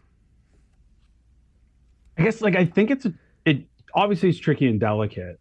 There's a part of me that would say, the city has, for, right or wrong, I think the impression from the, LGBTQ plus community is that the city isn't a safe space for them, that the city isn't, representative of them or as understanding or caring towards their needs as they would like them to be. And so to have an opportunity to reinforce that, yep, their perception is right, seems like a misstep from the city. To have somebody say, hey, we want to invite you, we're going to raise a flag, we're going to do this. We already had a group that said we're not participating, we're doing our own thing. So to have the city group then say to a person talking about their experience and what it's like and their interactions with the city, and the city say, no, we're not going to touch that, does, I think, triple or, drifts or moves directly into a performative experience. So if that was the goal, if the idea of this is a performative thing, this isn't, actual outreach, or this isn't honest engagement, but a performative thing because of a belief that it ought be done, but, a lacking of commitment, that should have been set up in the beginning, because to stop part the way through and say, no, we're not, this is a positive only sort of thing, knowing the history in the city and what's been done, I think that puts everybody in an awkward spot. So to me, there's a bit of, did the city, make the right choice in the work that it was trying to do? Is it really committed to the work that it ought be doing as it relates to this community? Because if so, yeah, there are things in its past that it is going to have to reconcile with. And I don't think the community feels like it has done a good job reconciling with those, whatever the city's decision. The city believes it's done what it needed to. That community has been pretty clear. No, it hasn't. And, the staff recommendations weren't involved there. And so I think there's just a tension there that the city needs to understand or decide how it's going to move and how it's going to engage here, and do that thoughtfully.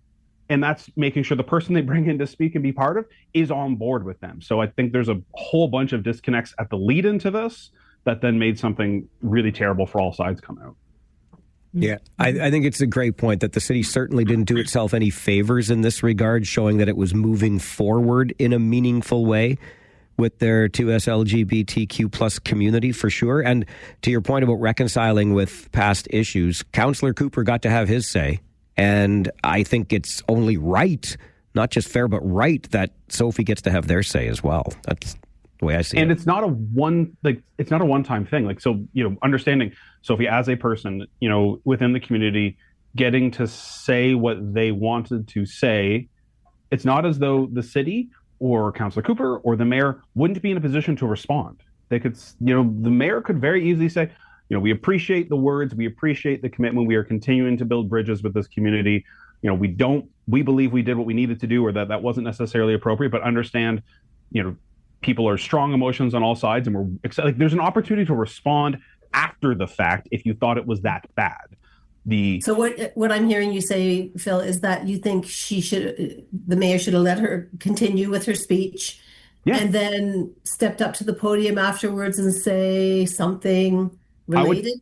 I think issuing a statement later on from the city would make the most sense if it was me in that position, because this has become a bigger thing than it needed to be Yeah. by interjecting the way that they did. They could make the same point saying we disagree, but there is a delicacy between the community and City Hall that I think wasn't well navigated in the moment and could have been well navigated with a conversation or a post or a release later that could have shown, this is part of us working out the complexity of different people in a pluralistic society, not you can't say that right now. Right. Yeah, I think that's a very good option. Maybe wasn't good. Again, like you're saying, it's a very emotional issue for many, many people, and a knee-jerk reaction by the mayor was probably not her best choice at that moment. And unsurprisingly, the mayor has been very quiet since. We are anxiously awaiting some sort of statement that I'm sure is being crafted carefully, and we'll get hopefully before the end of day today. We shall see, but. She's been very quiet since that moment. Okay, we've got Yvonne Fernandez, Phil Molto, and Philip Mills with us on our Friday 4 roundtable this morning. We'll take a quick break. When we come back, I asked the next question somewhat tongue-in-cheek. What are our Friday 4 guests doing with their 21-week summer recess? We'll find out as we continue the Friday 4 roundtable this morning on the Mike Farwell Show, 570 News Radio and Rogers TV. With us around the virtual table this morning, Phil Molto, Philip Mills, Yvonne Fernandez. Let's talk about summer break. Hey, teachers, hold my beer. We thought the 8, 9, 10-week summer break for teachers was something to get up in arms about. How about a 21-week summer recess for provincial parliamentarians in Ontario? This follows a 30-day session, which was preceded by another 14-week break. So do the math. I'll do it for you. 35 weeks of recess with a bit of peanut butter in the middle of the sandwich of 30 days sitting at Queen's Park. 30 days for 35 weeks of recess. Phil Molto, I'll start with you. Do I get a half hour on this one, or That's your own show. 21 weeks. That's right. You go back over the last year, 6 months, 2 years. We've seen where what Doug doing his famous speeches. We're working tirelessly for Ontario. We're putting in the long hours, and we see this. We saw, I believe, was it a 40% raise across the board for all MPPs last year, voted unanimously. What are they doing? And they say, oh, most of the work is actually done back in our constituency and with their offices. And they say, you're voted in to sit in the Ontario legislature to be put on the, to be examined by the opposition and answer for everything. And the media is there to also question you after the fact. This just bypasses the whole legislature. It's like, thanks for voting for us. We're going to be in our office deciding everything. We might pop in the fall, rake some leaves with you, do a few more photo ops, and then we'll go back on our Christmas break and go and disappear again. They don't realize how this looks to the public who are sitting there saying a 40% raise, endless vacation time. Yvonne could probably comment, like local councillors, like it's not a full-time job. They don't get that much time off in the summer. They're still expected to show up in the summer for what is a part-time, elected position. These folks they just disappear. And where's the accountability? The opposition is saying, we'll come back and sit. Let's get back to work. And here we are again. They've just disappeared. And so it's hard to see the huge raise, endless vacation time. As they say, it's not vacation to work in their constituency. It really hits hard for the people, especially after the promises of we're working hard, we're making the best of every dollar, and it's just anything but that. I have no doubt that the MPPs will be out and about in their ridings, attending the summer barbecue circuit, if you will, but gosh, we're not passing any legislation if we're not sitting at Queen's Park. So, Philip Mills, what do you make of the 21-week recess? I'm not a fan. I don't think anybody is. I guess, to me, part of this is around accountability. And I think, it is part of the legislature and the sitting and being there is to have all of our elected members be able to interact with and hold each other accountable on the work that's getting done. And so or not getting done. I think that they have to sit and face each other. That's part of the way that our parliamentary system is set up. And so I would like them to be in Parliament and doing that work, or rather in the legislature, sitting and talking. That's how it's supposed to kind of work. That's what we, voted for. And I think you're right, Mike. there's lots of important work to do locally. There's lots of important engagements and to understand what's going on in our community. But between now and the end of October seems maybe a bit too long. Like, that's a long time to not be in doing the work of government. And if it is that, there isn't, some of this just comes back to social norms again. It feels like somewhere along the way, like what, the expectation, and whether it's not a written rule, the idea that government isn't sitting for that long, would never have happened 30 years ago. Even if you had a majority and you didn't really need to be asking, part of this was an understanding that you had to show up, you had to talk to your, the other side, you had to, be held to account and discuss. And so I think those are this is where I sound like just the oldest man yelling at a cloud. Like, we could go back to the days when decorum and process and the way it used to be. Some of that stuff didn't matter. There was just no, you don't have to, but we all know you should.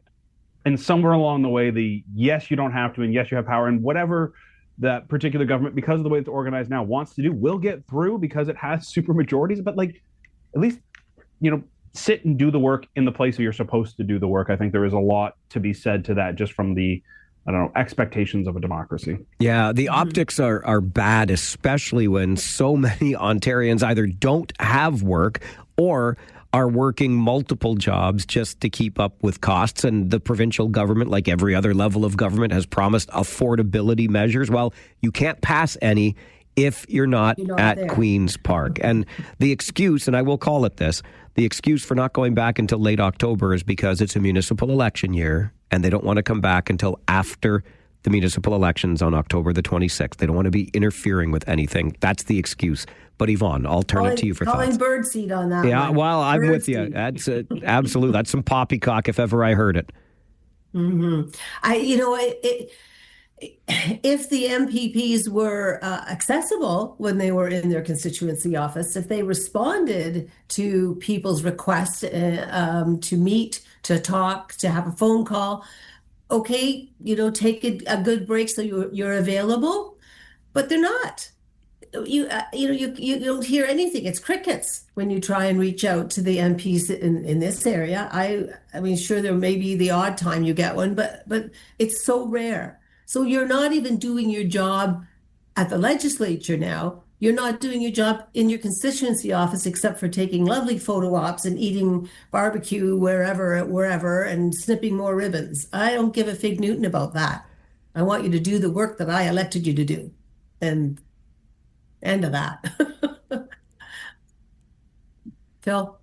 I just got to jump in with one thought. If they're not at the legislature and they're back in the riding, is that considered working remotely? Because Doug said if you work for the government, you can't work remotely. You got to be right there in the office where I can find you every day. Oh, yeah, there's a throw out.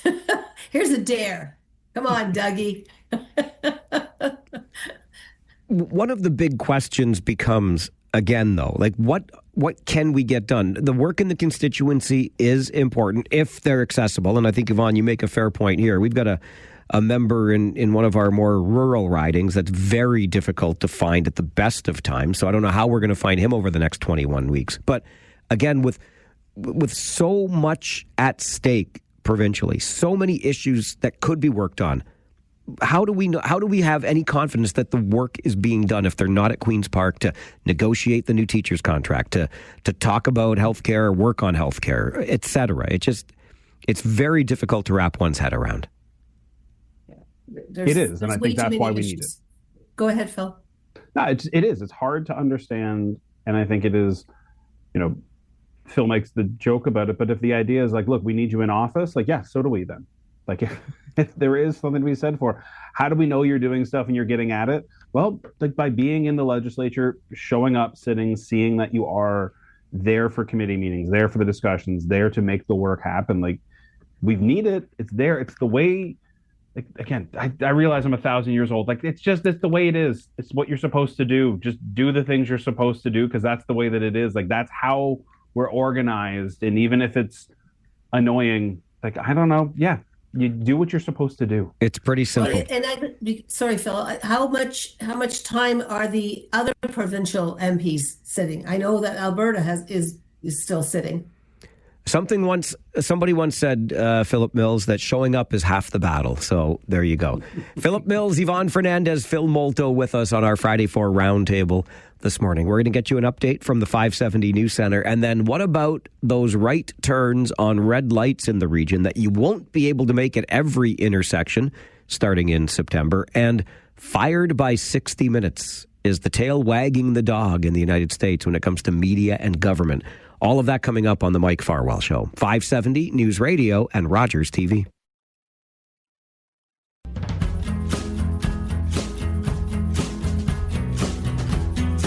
I think I can taste that butter tart already. We've had a $7,000 increase in our Farwell for Hire 50/50 raffle. Just today, $3,500 in the take-home prize. It's almost $28,000 take-home, almost $56,000 overall. You've got 25 minutes left to get a ticket to be in for the $2,500 early bird prize, which will be awarded just after noon today. We are in the midst of our Friday 4 roundtable discussion of the week's big stories. With us on the virtual table today, Philip Mills, who is the CEO of Habitat for Humanity, Waterloo Region; Yvonne Fernandez, an advocate of the Protect Huron Natural Area and a former city councillor in Kitchener; and Philip Molto was a candidate for Ward 9 in Kitchener a couple of elections back and spent about 30 years working in local media at the good old venerable CKCO TV. Philip Mills, I'll start with you on this next one, which is the discussion and the pilot project that has been approved in the region. 12 intersections will now place a ban on right turns at red lights. It's a pilot. They'll see how it goes, but what do you think of the idea? So I'm going to share some of my ignorance here, and I think it is maybe I don't know the research on this. And like sometimes, so the idea, like at first blush, hey, this helps make safety a bigger deal and helps keep people. Okay, that sounds wise. And this might, again, just be, as I was ranting earlier about like things were okay and they were better back in the day when we did things a certain way. Like at a certain point, I get really agitated with the safety stuff. Somewhere along the way, there is how far can we go before all of a sudden we're now like overdone in a way that is actually detrimental to us, where access to or any near risks or things. And this is like, I got young boys who want to go like run around and be outside in risky play, and so like somewhere along the way the legislation out of risk I think is bad. And I don't know if this is that, like, is this this will make a material difference and save a lot of people? Absolutely, we should do it. If this is you can never have too many safety things, yes, you can. And I don't know which one of those it is. And I guess that's the part that and maybe that's why I'm glad they're doing some data testing on this and looking at this, but I'm not, and maybe I just need to read the newspaper more. I don't know that there are like just a glut of, car collisions at these intersections where lots of people are getting hurt, or if it's just, hey, we could be safer. And somewhere along the way, that seems like the wrong answer to me in and of itself, that, hey, we could be safer. Sure, we could, but it's actually not that bad and we should put our time somewhere else. So I don't know which it is. If it saves people, awesome. If it's more safety for safety, we should do something else. Yeah, I feel very strongly as though it is the latter, Phil. The report that was created to explain the rationale for the ban on right turns on red lights shows the most dangerous, or the intersection that will have the ban, that experienced the most such collisions between a driver of a vehicle and a pedestrian, was 4 collisions over 5 years. That's the intersection that has had the most, and it's going to have a ban on right turns on red lights. We had 74 collisions with the Ion last year, and nobody is talking about taking the trains off the tracks, but anyway. I am. Okay, well, we'll get to you, Phil. I editorialized a bit there. I do not see the research that supports any of this. It sounds like, yep, it's going to check a box that we've done something, but you've created a solution in search of a problem, in my opinion. Yvonne, what do you think? Well, I know there are many, like numerous places. I think Quebec definitely is one where you can't do a right turn on a red. As a cyclist, I'm always on guard when I approach any intersection and try to make eye contact with the driver before I cross any intersection. I think are we trying to legislate common sense? Like, take a half a second or maybe a whole second and look to see if anybody is coming from your right-hand side before you make that hand turn. And meanwhile, don't forget to actually stop at the red light, which would give you this half a second to look and see if somebody is coming. So if you are having to legislate this because you're trying to legislate common sense and help people not being stupid, because really, if you take that extra couple of seconds to stop properly and look to your right, you're not going to hit a pedestrian. So, I mean, it sounds like a quick and easy solution, and this is going to work. We're going to save lives. I want to see the data on it as well. And I think that it's really important to do a pilot project and see if this is actually going to be helping the situation. Or are we going to have a lot of really frustrated drivers who are sitting in the right-hand turning lane and they do the right-hand turn, let's see, just Cortland and Block Line, for example. That's a really bad example, but because of the ion there. And then the next one, they sit there and people are honking, going, come on, come on. How are they going to get that messaging out? Right? That's going to be very key. Yep, and drivers are going to have to pay very close attention to which intersections. There will be a dozen, 4 in each of Cambridge, Kitchener, and Waterloo. And your point on the pilot project, Yvonne, is well taken. The region has made it clear that's exactly what this is. They can adapt. It's very flexible, kind of as we go along here and as they gather data. Local company like MyoVision involved in helping to gather that data for them. So there are elements in that regard, I think, to like here. But the proof will be, I guess, in the pudding. And I don't know how we really measure success at the end of it all. Phil Molto, you look really upset here. As red as your shirt. Full of rage. It's just, how many times do we have to have pilot projects and review things? Like this flashing lights, they finally triggered them up the road from your office there by Herbsville Road. They sat there for months. Flashing lights for pedestrians have worked. They worked from the 70s when I was a kid crossing York Road in Guelph. The roundabouts, they keep changing. We're going to have speed bumps. We're going to extend the curve. We're not going to do that. This stuff has been proven for years. Find a system that works and stick with it. For me as a cyclist, a pedestrian, and a driver, one of the hardest things is that every intersection, every roundabout, and every crossing is different. Do I have an overhead light? Do I not have it? Do I cross at the island? Do I have to cross 3 lanes or 4 lanes like I do at Ottawa with my bicycle? Or do I cross 2 to an island that I can't trust because they're not big enough for a bicycle? I got to sit sideways and stand there between trucks. This inconsistency really, really drives me crazy. Like, why do you have to have a pilot project? Now people got to sit there and drive. It's like, you're pulling up the intersection. Do I do a right turn? Do I not do a right turn on a red? I don't know. Drivers are every time they come up to an intersection, they're reanalyzing every intersection. Okay, this roundabout has a right lane, and an island. This one doesn't. This is 2, but goes to 1 before I get up to that next grocery store. Just have a system that works all the time and leave it like that. And at the end of the day, Doug Ford's probably going to come in and rip out those right turn signals. He'll say, you know what, this is provincial jurisdiction. You can't do that anyways. It's a provincial decision. So why they keep messing with safety? There's too much to think about. Get rid of all the extra signs. Get rid of the inconsistencies. Get rid of 8 different ways of building a roundabout. Come up with a system that works for a 2-lane, a 1-lane, and leave it alone.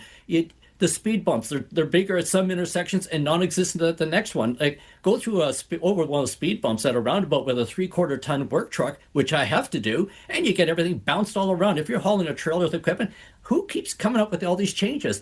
Build a system that works and stop cutting up the pavement every 6 months with a new pilot project. We're going to try this. We're going to try that. It's not like building Lego where you just knock it over and rebuild it. These are multi-million-dollar projects. It's people's safety. Stop meddling with it. You know what worked? Just keep doing that. Phil, do you like anything on the roads right now? By the sounds of it, like I'm trying to read between the lines there, buddy, but I was breaking into my hockey coach there from the 1970s. Hey, kids, shoot the puck. Just hit the net. I was becoming Howie Meeker on safety. Sorry. That's quite all right. That's quite all right. At least for the pilot project, it's $21,000 implementation cost. They're going to put up some signs, and we're going to track some data. So, Philip Mills, I thought you had something else. Signs everywhere. Everywhere signs, for sure. For sure. Somewhere along the way, though, there is some interesting research that talks about, like, sometimes the answer is more simplicity as opposed to more complexity. Like, the more if we're going to have 1,000 signs, none of the signs, like, how do we how do we do less for more? Sometimes I think is the opportunity here, rather than a new sign, a new tool, a new something. Like somewhere along the way, there is some common sense, but sometimes it is. We can actually make this simpler and easier for people. But I do, appreciate that. Like, safety is important, but like there are some opportunity costs around safety that I'm just not sure we're weighing great these days. I agree with Philip 100%. When I've gone down to like the Bleens Road block ride in your crossing, I stopped my bike one day and I realized as a driver going through, I counted 22 different signs between arrows, this way, chevrons, watch for pedestrians, yield to this, yield to that. There was 22 signs. How are you supposed to take all that in and not be distracted? Just keep it simple. It's just too complicated. Yeah. Yeah. Yeah. And drivers are distracted enough with phones and kids and what's on your screen and trying to listen to Mike Farwell on the radio. It's just us. And he just pisses you off. So then it's even, you've got road rage. Everybody's driving angry, listening exactly. to Mike rant and rage. And Phil comes on with a 70s hockey coach. And like, how else could you possibly be paying attention to pedestrians? I feel total sense. It's all our fault. You know what? Region of Waterloo, I take the blame. Philip Mills, Yvonne, assigning the blame. Yvonne Fernandez, Phil Molto with us on the Friday 4 Roundtable this morning. We'll come back right after this quick break. 4 people, 4 topics. And the next one is the latest departure from the CBS News division. I guess Colbert was the CBS Entertainment division, but is CBS as a media company trying to curry favor with the President of the United States? Some say so. We'll talk about it next on the Mike Farwell Show. 570 News Radio and Rogers TV.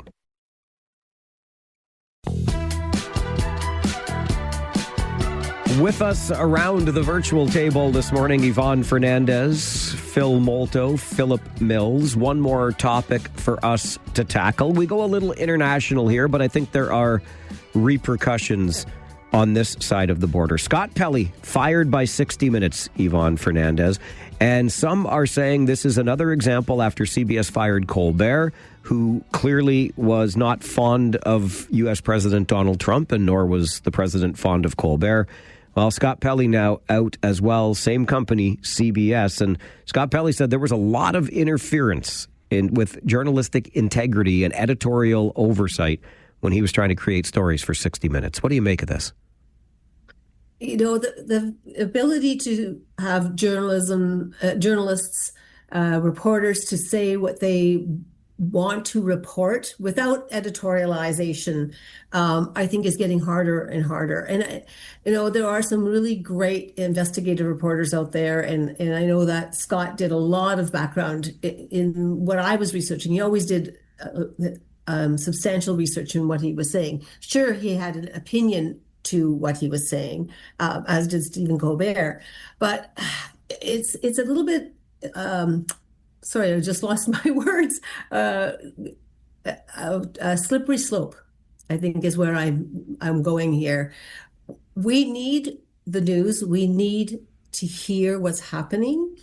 Even if it is editorialized or opinion, having different opinions and listening to different opinions so that we can formulate our own opinion, I think is really important.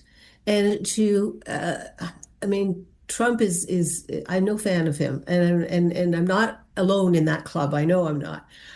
It's disturbing. It's that slippery slope, and I'm sure Phil Molto is going to have a lot to say, having been in reporting and journalism for decades.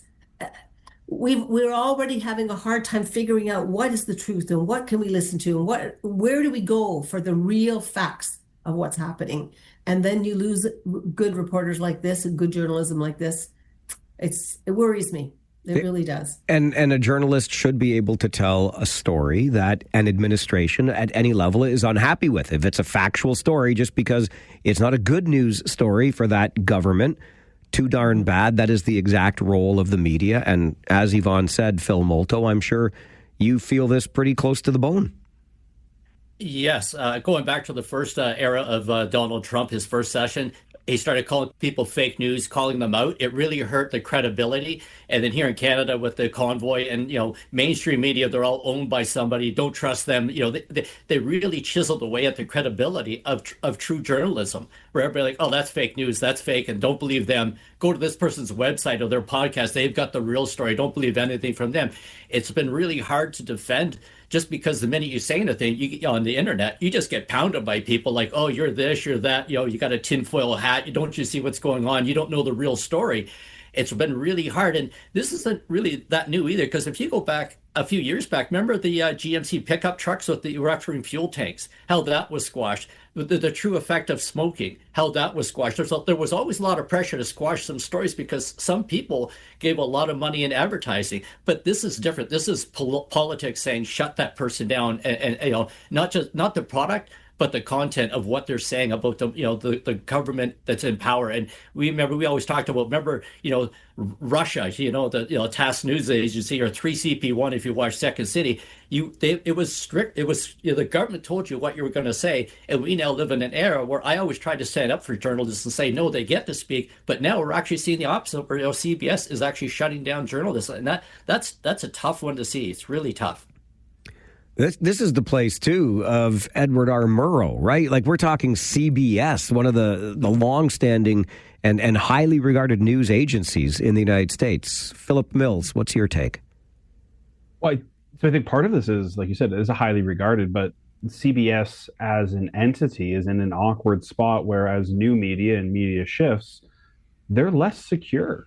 Now, a lot of those, think about kind of legacy television and the places they work, without those other sort of streaming options and viewership and the fragmentation of eyeballs, like, they are less resilient to being able to say what they do. At a certain point, this always makes me think of conflicts of interest. Like, there is a real conflict and the perception of conflict, and everybody often will say you have to flee from even the perception of a conflict of interest.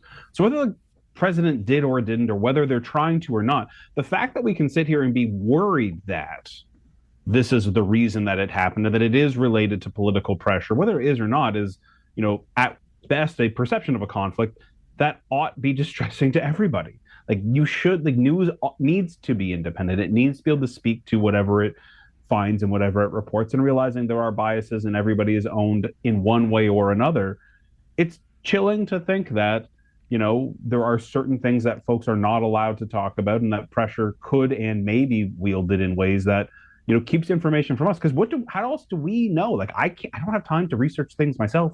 Like, I can't go out and be interviewing people. There's an idea that I could do research myself. I could look it up on the internet, but like, I have to trust those sources. And with the, loss of editors and the sort of idea that anybody can post anything anywhere, and it's like, well, I found this on a blog. And you're like, does that person know? Like, at certain points, having sources and having spaces where you can at least say, I know there's a process, there is an editor, there is review, there is fact checking. Like, having that as a place to go back to and look at multiple is helpful.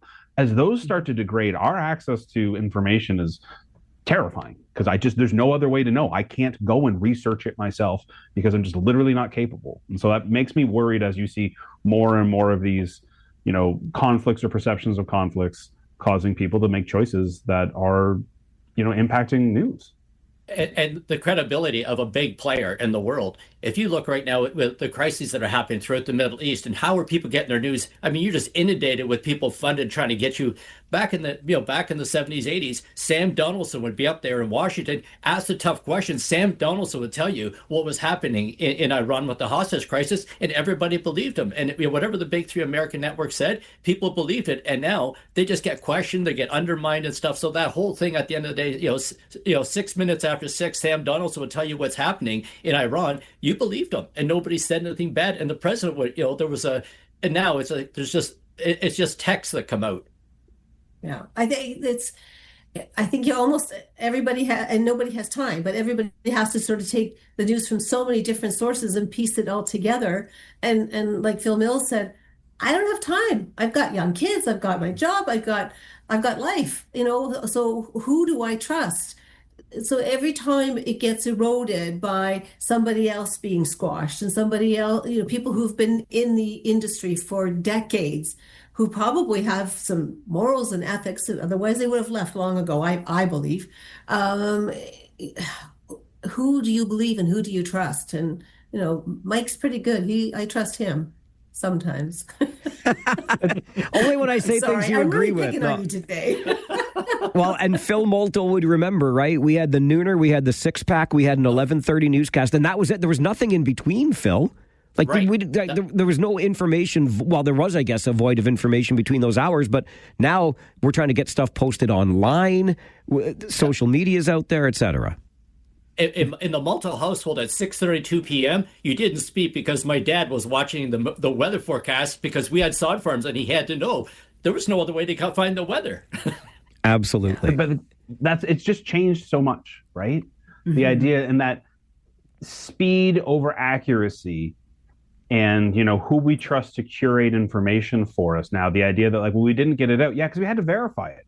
Yeah. But that's a bad thing because we need it instantaneously is pushing us towards folks who we ought not trust, but they get it to us fast, so we'll accept it. And it is having, a real problem on us. Yeah, that's a great point. If the Hindenburg photographs were published today, everybody would call it AI. That's a very good point as well. All right, we have to leave it on that point because we're fresh out of time. Phil Molto, Philip Mills, Yvonne Fernandez, thank you all for being with us on the Roundtable. Enjoy your weekend ahead. Thanks as always, Have a great Mike. weekend. Free Phones Friday coming up on the Farwell Show, 570 News Radio and Rogers TV.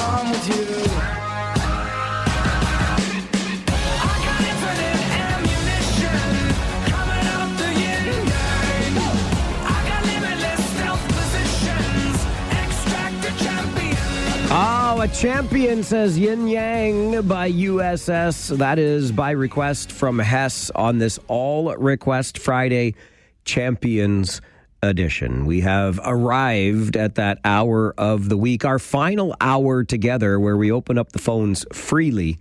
I mean, we do this often, but with intent on Fridays for Free Phones Friday, where you get to call and start the conversation. 519-570-2545, star 570, and 1-800-570-5715. As you just heard in that update with Matt Hutchison in the 570 News Center, our Farwell for Hire 50/50 is a hummin' today. The jackpot is up more than $8,000 just today. The take-home prize up more than $4,000 just today.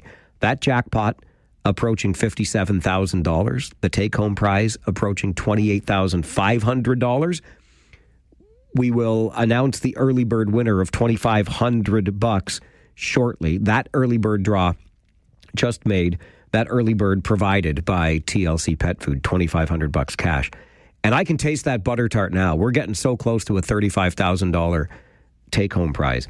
Will I be able to eat the butter tart by Monday? And more to the point then, will our friend Kyle be allowed back out of the penalty box and onto this show?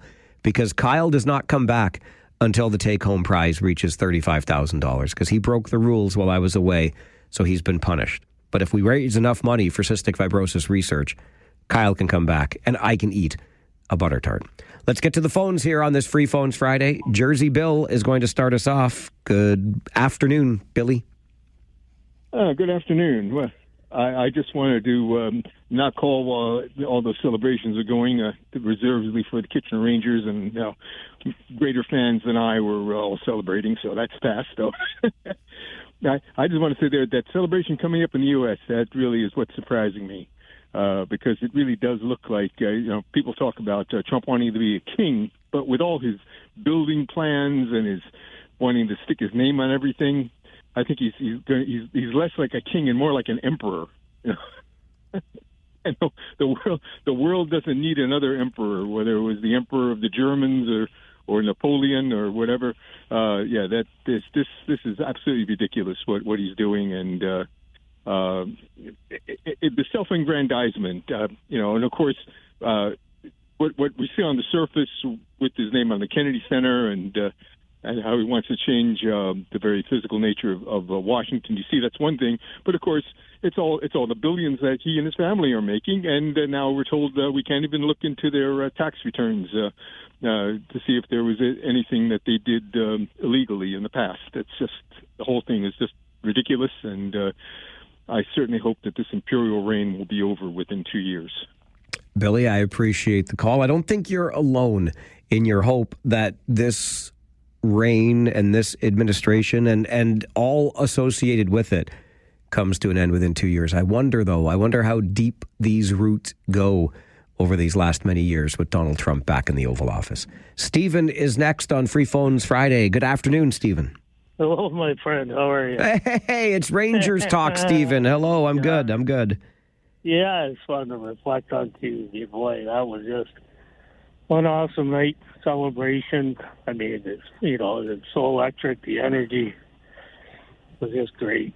And I even got a quickly chance to say hi to you. Yes, it was great to see you at that big Rangers celebration on Tuesday night. Yeah.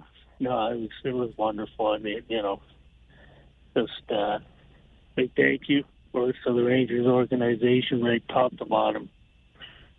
From the players to the coaches, your sports staff, got the way who you need, and it was so cool to see them and even get fairly close to the Memorial Cup. So, yeah, definitely a night I'll remember. So I was there at 2:03, but this was awesome. I'm losing you there, buddy. Oh, yeah. Just a big thanks to everybody top to bottom. Of course, you and Josh, you do an awesome job at following the games. I tune in every Friday or whenever the game's on. So, yeah, okay. Take care, my friend. I know you're winding down, so have a great day. Take care. And we'll talk to you soon. All right, Stephen, appreciate the call. Yes, we're winding down the show for today and for this week, but we're only winding up when it comes to Farwell for hire. Don't forget that. But to Stephen's point, I will just say again two things as he's thanking the entire Rangers organization top to bottom. I remain just overjoyed at the turnout at that big celebration on Tuesday, because I think it was great for those players who worked so hard for us all season long to realize that reward and see how much it meant to so many people. I'm so glad the turnout was what it was. Made me feel great. And the second thing I will say is I will never get sick of championship hugs. I love them. Let's get more of them. That means you won another championship, right? Because these are not the half handshake, half hug, bro hug kind of thing. These are full on squeeze that person next to you because you just went through 90 games together and won it all. It was a fantastic feeling. I'm so happy for this group. Barbara is next on Free Phones Friday. Good afternoon, Barbara. Good afternoon, Mike. How you doing? Great. How are you? Absolutely fantastic. Thank you. And thank you for a great Farwell for Hire launch party last night at Block 3. It was a ton of fun. The food was amazing. The music was great. It was just wonderful to see everybody and launch the thing. Thank you. Thank you for being there. It was great to see you. Yeah, you too. I'm actually calling about the water and sewer crisis in Waterloo Region. CTV did a spot, it was on my news feed today, I don't know if it was yesterday or today, and Chair Redmond again said, we are leaving no stone unturned to fix this water crisis. And I have been saying for 6 months, ever since this started, that this is not just a water crisis, it's a water and sewer crisis. Because when sewers leak, that means groundwater leaks into them and goes away. It means it's leaking into sewers, it's not staying in the ground where we need it here in Waterloo Region. So the solution to this has to include sewers. Now, as it turns out, I am doing a public sewer lecture tomorrow, as you know, because you're hosting it, a Farwell for Hire event, and I'm going to talk about all the stuff I talk about on the radio. I can show you in one picture how simple it is to understand that if a production well, a water well, is near a sewer and that sewer is leaking, it's obvious that the water that could be going to the production well is leaking away through the sewer. So I'll have lots of pretty pictures and I have props and all that kind of thing. So I'm inviting everybody to come. some, but specifically, anyone who's running for municipal council this fall, I would like to see them there. We're getting to the point where municipal councillors need to have a working knowledge, a general knowledge of how water and sewer systems work. We spend 3/4 of our budgets. 3/4 of our budgets go on to engineering things that would include roads and all that. But most of our money is going into engineering related services. And councils cannot afford to just have absolutely no knowledge of this. So, and the endless increases in taxes and user fees have got to stop. We cannot afford to do this anymore, and we're doing it because councils are not giving the correct direction to staff about how we can save money. We got to look after the pennies. I've talked before about something like a downspout disconnection program in the city, well, in any city, but I live in the city of Kitchener. You know, the city of Kitchener spends $40 million a year for wastewater services from the region. So basically, every drop of water that gets into the Kitchener wastewater treatment plant, there's a meter there, and the region of Waterloo just sends a bill to the city engineer at Kitchener, which was my job 10 or 12 years ago, and it gets paid every month. That's $40 million. If we implemented a mandatory downspout disconnection program, we could get, let's say, 15-20% of that water out of the sewers. We could save 15 to 20% out of $40 million in the same year. Not only that, it would put the water on the ground where it belongs so it could soak into the ground. Anyway, blah, blah, blah. You've heard me talk about all this stuff, but particularly I'm inviting everybody to come and have a general understanding of water and sanitary systems and why the water crisis is a sewer crisis. There is a grand prize. The sewer lady herself, that's me, will come to your house and do an inspection of your basement flooding, of your exterior basement plumbing, exterior drainage, and all that, and help you assess your flood risk and make recommendations about how you can avoid a flood. This is information that I wish municipalities were giving to residents, but since they're not, I am. So come out tomorrow, support Farwell for Hire. Every $20 donation for Farwell for Hire gives you one ticket into the grand prize of having the grand poobah of sewers come to your house and dig around in there, and I'll get my hands dirty, trust me on this one. So how's that sound, Mike? It sounds great, Barbara. I'll see you tomorrow, 2:00 at Knox Presbyterian. That'll boy. Thank you so much, Mike. Have a great day. You too. Bye-bye. Thank you for that. Thank you for supporting Farwell for Hire. What a great learning opportunity. And I love the call out to anybody running for municipal council. Re-election or first election. Might be some valuable information there with Barbara. Tomorrow afternoon, 2:00, Knox Presbyterian in Waterloo. Sean is next. Farwell's Force, member number 165. You're on Free Phones Friday. Good afternoon, Mike. Good afternoon. I just want to talk about our Mayor Liggett, and what I can only describe as an own goal. Quite frankly, I've watched that video about her interrupting that teenagers.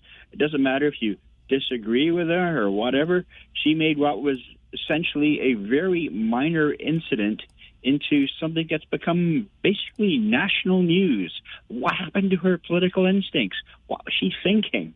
It's like all she had to do was just smile and nod, and then when it was all done, just say, well, I respectfully disagree with you, and it would have been totally forgotten. What was she thinking? Quite honestly. Sean, you, I think, sum it up perfectly. Own goal would be a great way to describe it. Had you just let it go. Because remember, Councillor Cooper got plenty of time to have his say. Sophie wanted their say and is entitled to it. I will remind you, very much so was Sophie entitled to their say. Just let it go. If Mayor Liggett had just let it go, we would not be talking about the own goal still today, all these days later. Free Phones Friday is your opportunity to share your thoughts on the news of the day. Start the conversation. It's on the Mike Farwell Show, 570 News Radio and Rogers TV.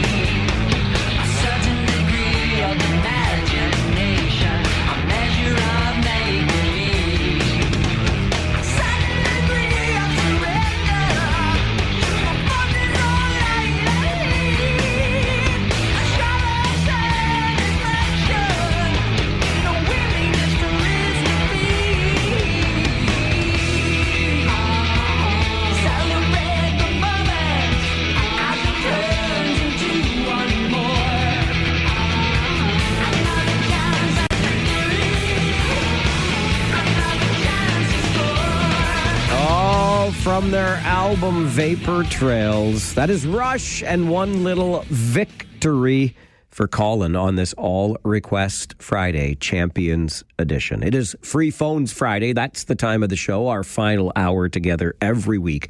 Phone lines open to you at 519-570-2545, star 570, and 1-800-570-5715. That Farwell for Hire 50/50 jackpot, by the way. I mean, wouldn't it be great if we raised it by $10,000 total, $5,000 take home today? We're about $8,500 there from where we started this morning. Let's see if we can make it before 1 today. Get your tickets at cf5050.ca. And congratulations, Eric Wilson. You won the $2,500 early bird prize from TLC Pet Food. You're still in for the big jackpot, and you can get in on the big jackpot too. cf5050.ca. Back to the phones. Preston Paul is with us. Good afternoon, Paul. Good afternoon, Graham Poobah. I know you're doing good, so I won't ask you. All right. Are you having a little sugar rush though? Waiting a little sugar shake, waiting to get that butter tart? Well, I'll tell you what, Paul. My good friends at Sweet and Savory Pie Company in Waterloo. They've got 2 locations, one in Uptown and one at the Blackstone Plaza at Northfield and Bridge. And they are selling. Well, they always sell butter tarts, but this month, for every 6 butter tarts sold, Farwell for Hire gets $1. For every dozen, Farwell for Hire gets $2. So it's great. It's kind of easy fundraising because everybody loves the butter tarts from Sweet and Savory, including me. But they're doing this to help me raise money, and I can't even eat one of their butter tarts yet. But I'm getting close, Paul. We just got to get that jackpot up about another $15,000. Yeah. I got a couple of things. What happened to Ian Hunter with the Blue Jays talk? Did the contract run out or something? I'm afraid it did, Paul. Okay. And just to show how much I like your show, Mike and you, yesterday was the first time that I actually purchased something on my phone with my credit card, and that was the 50/50 draw. Good man. First time ever. I've always been afraid to do anything with my credit card over the phone and stuff like that, but I broke down yesterday and did it, and then I did it again today. So I'm all set for my tickets. Well, I hope you get some beginner's luck, Paul. Wouldn't that be great? The first purchase you ever make using your credit card on your phone and you win a huge jackpot? Yeah, even one of the early birds, I'd be shocked, that's for sure. But good for Eric Wilson. I'm glad for him. Hope he spends that money well. I'm sure he will. Yeah, so I missed a party last night. It would have been nice to get out to St. Jacob. A little hard for me. But you have yourself a great weekend. I know you're going to be busy doing your Farwell, but have a good one. We'll talk to you next week. Thanks, Paul. Great to hear from you. And yeah, I know from Preston to St. Jacobs, it's a bit of a haul, but from Preston to Barry's Asparagus on Sunday, what about that? Noon until 3. We're going to be there doing deep fried asparagus on Sunday. Or how about from Preston to Hespeler? I'm going to be at the Aging Oak tonight. We're going to have some great food, and Aging Oak is matching up to $500 in donations that come in tonight. So there's food, there's music, there's dancing. I'll hang out. I'm not going to dance, I promise you that, but I'll be there for some food and some good times, and you can join us at the Aging Oak tonight. Or how about from Preston to Baden? It's not bad. We can make it there, Paul. And we're going to be at the Cereal Griller Kitchen tomorrow night in Baden, 5 until 7. Pulled pork or brisket on a bun, or potato wedges, sweet potato wedges with a dip. Suggested donation, minimum donation $10, and all proceeds are going right to Farwell for Hire. So lots of ways to still catch up with us this weekend. You just heard Barbara a few minutes ago talk about her big sewer talk at Knox Presbyterian in Waterloo on Saturday afternoon. But Preston to Hespeler. Paul, I got faith in you in that one, buddy. Maybe we'll see you tonight at the Aging Oak. Dallas is with us on Free Phones Friday. Hello, Dallas. Yes, sir. Yes, sir. Number 30 here. Farwell's Force, member number 30. Guess what? I don't think your waistline is going to get much of a break from those butter tarts. You're not wrong. You're not wrong. And kudos to you, my friend. I bought a few tickets today myself. Thank you very much. I appreciate you. The one thing that I just wanted to chirp in about was the right turn on the red light thing. Yep. Well, you know what? The more you make it idiot-proof, you're only making a better idiot. And that's the way I see it with all these traffic calming and all this kind of stuff. Like, why can't everybody just slow down and take a little look around?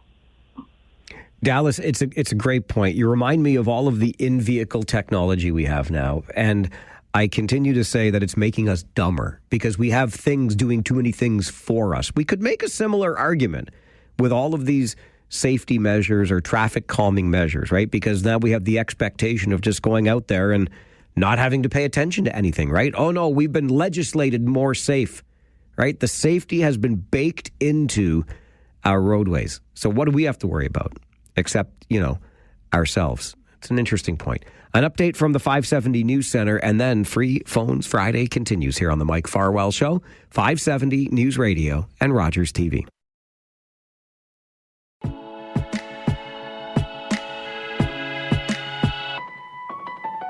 I'll smile, I know what it takes to fool this town. I'll do it till the sun goes down and all through the night time.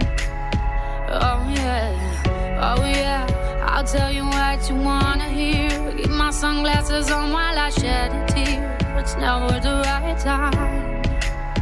Yeah. I put my armor on so you are strong, I am. I put my armor on, I saw you dead, I am. I'm unstoppable. I'm a Porsche with no brakes. I'm invincible. Kathy wanted to hear a little bit of Sia and Unstoppable on this All Request Friday. Champions Edition.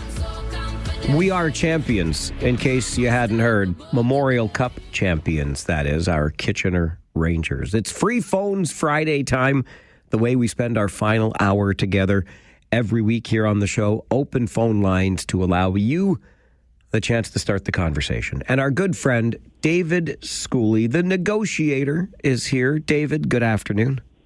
Good afternoon, Mike. How are you? I'm doing really well, thank you. How are you? We couldn't be better on a day like this. It's something else, isn't it? Yeah, so we were just out driving around and looking at a couple of properties that we're putting up on the Farwell for Hire $1,000 a house pledge. This is my favorite pledge that's ever been made, David, because those stickers are not heavy. Sometimes I put them a little crooked and they're not as smooth as they could be, but but I do my best and you do all the heavy lifting. So we chalked one up this week on Lancaster. We got one for you this week on Lancaster, and we've got a new one on Wellington that came up yesterday, and Candlewood is coming up tomorrow or Monday. So we've been busy, at the negotiators. I love to hear it. I see those negotiators signs on lawns. They always make me smile, especially when that Farwell for Hire sticker is attached to it as well. So we had a different idea, though, Mike. Okay, I'm all for it. What do you got? Every year, you're out at a Titans for the CF Farwell for Hire. Yes. Right? Yes. We just thought about why. I would like you to look at the calendar in the next day or so, and let's pick up Kitchener Panthers Farwell for Hire game. I would love that. Oh, and we're going to make it better. Anybody that walks up and buys a ticket, we're going to donate $5 to the Farwell for Hire. Holy cow. On whatever day that is. So I'm going to leave that to you and Jen to figure out. Check out the Panthers calendars. We play typically on Thursday nights and Sunday afternoons. So if you can fit it into the schedule in the next few weeks or whenever you'd like, we will do that. We'd love to donate some more money to the Farwell for Hire. Well, I would be delighted to have more money added to the Farwell for Hire. So we'll find that date and we will promote the ever-loving heck out of it. Come out to a Panthers game, which is great. We were there for the opener a couple of weeks ago. Nice big win for the boys. So let's keep that up. And we'll make a Farwell for Hire day with the Panthers. Thank you. Yeah, And all I'm thinking about today is butter tarts. You and me both, Schoolie. You and me both. Yeah, it's coming, Mike. You're close. You're close. So anyway, so you figure that out, and then we'll get everybody out to a Panthers game, and we'll make some donations to the cause. Thank you very much. We'll get it sorted. Appreciate you. Excellent. All right, David. Thanks, Mike. Okay, bye-bye. Bye. David Schooley. You know, we took his broadcast booth all the way out to Kelowna this year.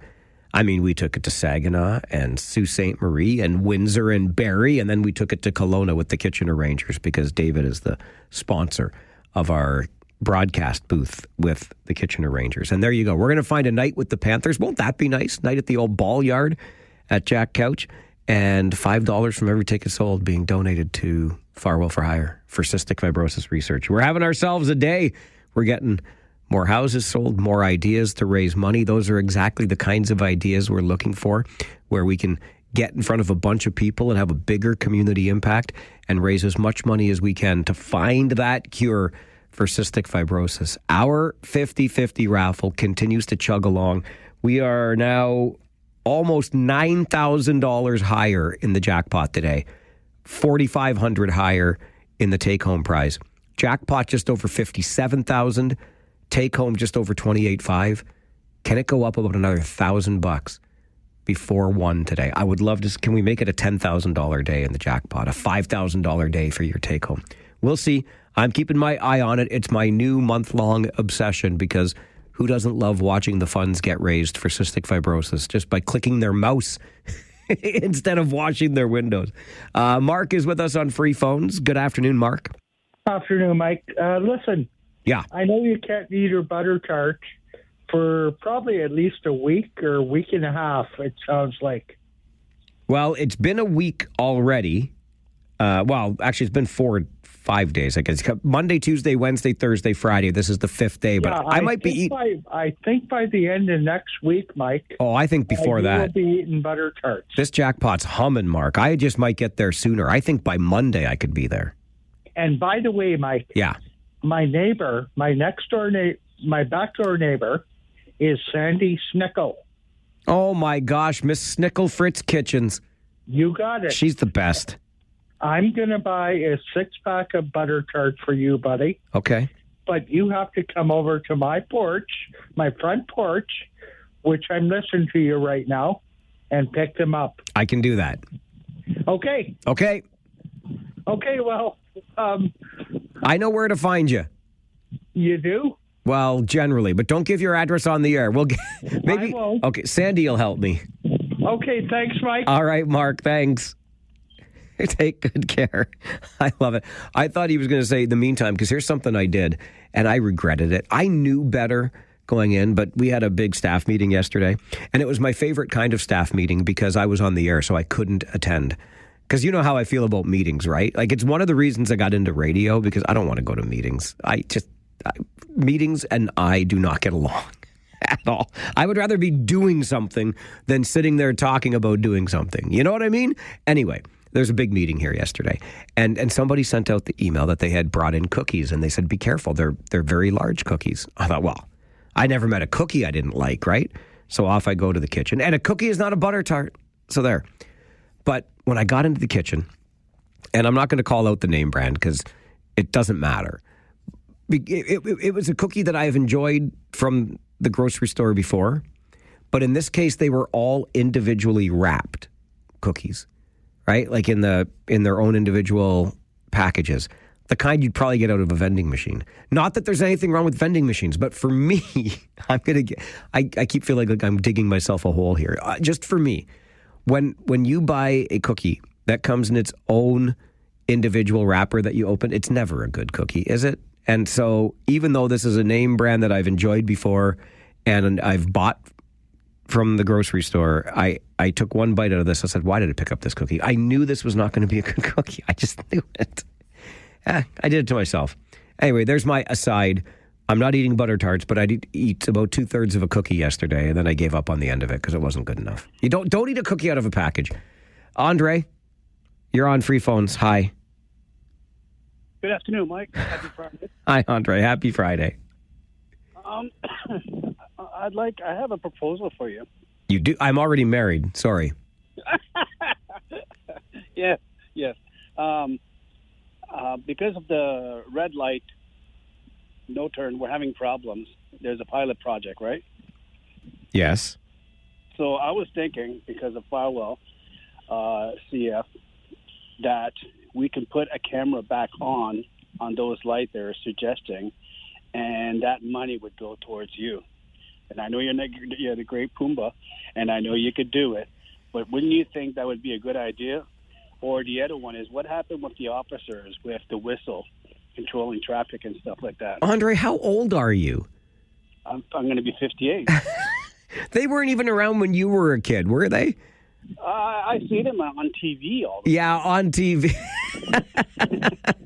Andre, I love it. Listen, if I could get the region to give to Farwell for hire, like that money they scammed from us for speed cameras and stuff. How about that money? You imagine if they put up red light cameras and every wrong turn on a red light they caught, they would donate to the campaign. I would never have to fundraise again. But this is what happens. It's a government. They keep the money they take. They don't give it back to you. They just increase taxes. They don't lower them. That's how it works. But I like what you're thinking, Andre, because I would make a fortune if that happened. Scott is next on Free Phones. Good afternoon, Scott. Hey, thanks so much. Yeah, I'm a first-time caller, long-time listener. Really? You know how I love my first-time callers, don't you? Yeah, I do so much. First off, you are so awesome. Everything you do for the Kitchener Rangers and the whole town, thank you so much. So I feel is there a butt coming? Yeah, no. Okay, good. No. Yeah, I don't know. So I'm calling on behalf of the cast of Robin in the Hood to let everyone know about the non-profit medieval festival that we're hosting in Elmira at Gibson Park tomorrow in Elmira on First Street. So let everyone know its tickets are $25 a family. There'll be live entertainment. There's 2 bands there. There is live sword fighting every hour on the half hour. There will be 80 vendors. There'll be all kinds of shows, including juggling and magic and all kinds of wares you can buy, including magical wands and capes and swords and whatever you like, medieval arama. So come one, come all. It's a family-friendly event hosted in Elmira. Please show up. I love it. Medieval orama. That is very good. Now, one thing you said, Scott, concerns me a little bit. Yes. Okay, you said there's live sword fighting. Correct. Scott, we're going to be safe, right? Nobody's going to lose an eye here. Yeah, so it's a wonderful story. You should hear it. But these students from the theater program of EDSS, started with DJ Carroll 26 years ago to put on this festival. And they've gone through many, many years of sword fighting training. Some of them are certified. And they create this completely choreographed sword fights starting back in January. They rehearse weekly. It's just an amazing, amazing time to come see what these people have done. It's just a wonderful tribute to the community. And what we also do is we also host on the Thursday before, which was yesterday, more than 1,000 grade 4 students. And so these students come and we teach them all about medieval times. And they come and see the shows, they see the sword fighting, they learn about how to build a castle, they go to night school, they learn all about paintings, about how to make a book and stained glass. Just a wonderful event every year. People should know what we do. I'm glad to hear about this because I was completely ignorant of it until you called, and I'm so glad that you did. Thanks so very much. Everyone have a great day. Thanks, Scott. You too. Gibson Park in Elmira tomorrow. Medieval orama. You had me at the theater students from EDSS, Elmira District Secondary. I was a theater student at the old SJH, that's right, the old St. Jerome's High School, JM drama. And I have some of the fondest memories were being on that stage with my fellow theater kids, putting on productions in high school. You call me a geek all you want. I take it as a compliment. Theater geek right here. I'm glad those theater kids are still doing their thing in Elmira. Medieval orama. Gibson Park on 1st Street in Elmira. Tamara. Going to take a break. We come back with more of your calls. It is Free Phones Friday, after all, on the Mike Farwell Show. 570 News Radio and Rogers TV.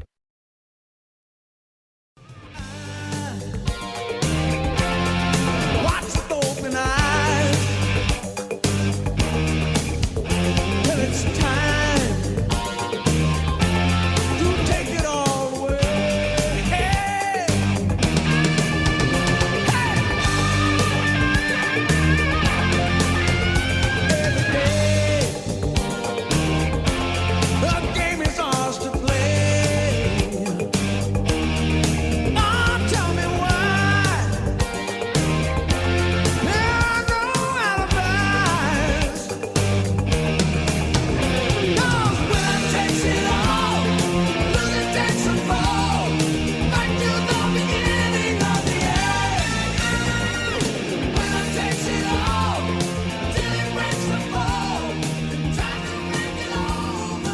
Did you catch those last words said there by Sammy Hagar? That's pre-Van Halen Hagar.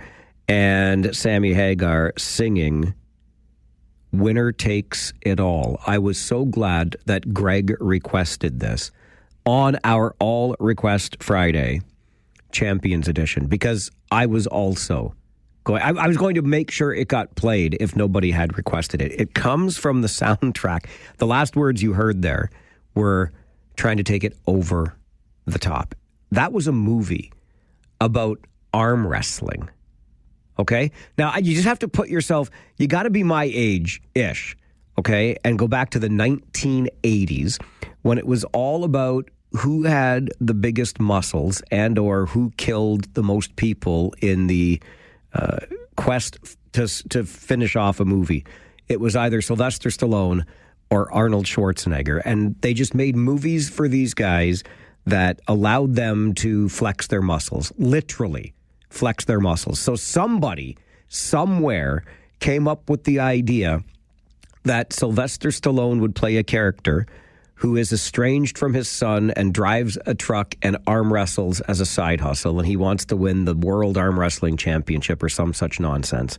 But I call it nonsense, and I tell you this with utmost sincerity, because I will never tell you anything but the truth on this show. You'll get it unvarnished. Sometimes you won't like the truth. Like, for example, the city of Waterloo, I'm not they're not my biggest fan. They're mad at me today. And that's fine, because the city of Waterloo did something dumb. I'm sorry, but it was. I shared a picture on our Facebook page. and I maintain how I'll say foolish this time the decision was. You have the spur line trail, which carries all these people to all these places, and then 10 meters to the right of the spur line trail, you create a new cycling link right through a green space. The green space is back up, but you took away mature trees that bore fruit that neighbors liked to eat from and get shade under, and the trails literally go to the same place. You did not need them both. I don't know why you did it. And I was in Uptown Waterloo yesterday, and I took the picture, and I posted it to our Facebook page, and please check it out. Just go to the Mike Farwell Show on Facebook. You tell me why we need both of those cycling paths that take you directly to the same street, Allen. You don't need them both. And yet Waterloo decided to spend 0.1% of your city budget dollars on, or your tax increase on that trail that they didn't need. Anyway, I always give you the truth, even if it makes the city of Waterloo mad at me. And so not too long ago, I found the over-the-top Sylvester Stallone arm wrestling movie. Again, I say it out loud, and it sounds as absurd as it was, I'm sure. Like, I'd like to be in that pitch at the movie theater or at the movie company, right? Here's what we're thinking. We're thinking Sylvester Stallone arm wrestling, and one of the guys he arm wrestles will chug a can of motor oil before he gets to the arm wrestling table. Like, these are the things. He'll eat a cigar. These are the things that happened. And yet, when I came across this movie on one of the streaming services, I can't remember which one, within the last year, I'll say, it's got to be roughly that time, I watched it again. And you know what? I enjoyed it. I mean, it's so bad, but it's so bad it's good, if you know what I mean. An arm wrestling movie called Over the Top, because that was Stallone's signature move. Got his hand over the top of the other hand. And anyway, Sammy Hagar was on the soundtrack. Greg wanted to hear it. It's an All Request Friday, and you get the unvarnished truth on Fridays and Mondays through Thursdays on the show as well.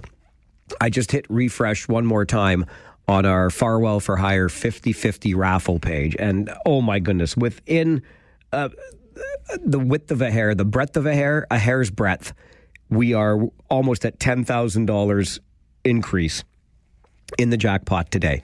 The jackpot currently sits at $57,450. We started the day with a jackpot of $48,380. So we're up 9,100, very close to 9,100 on the day.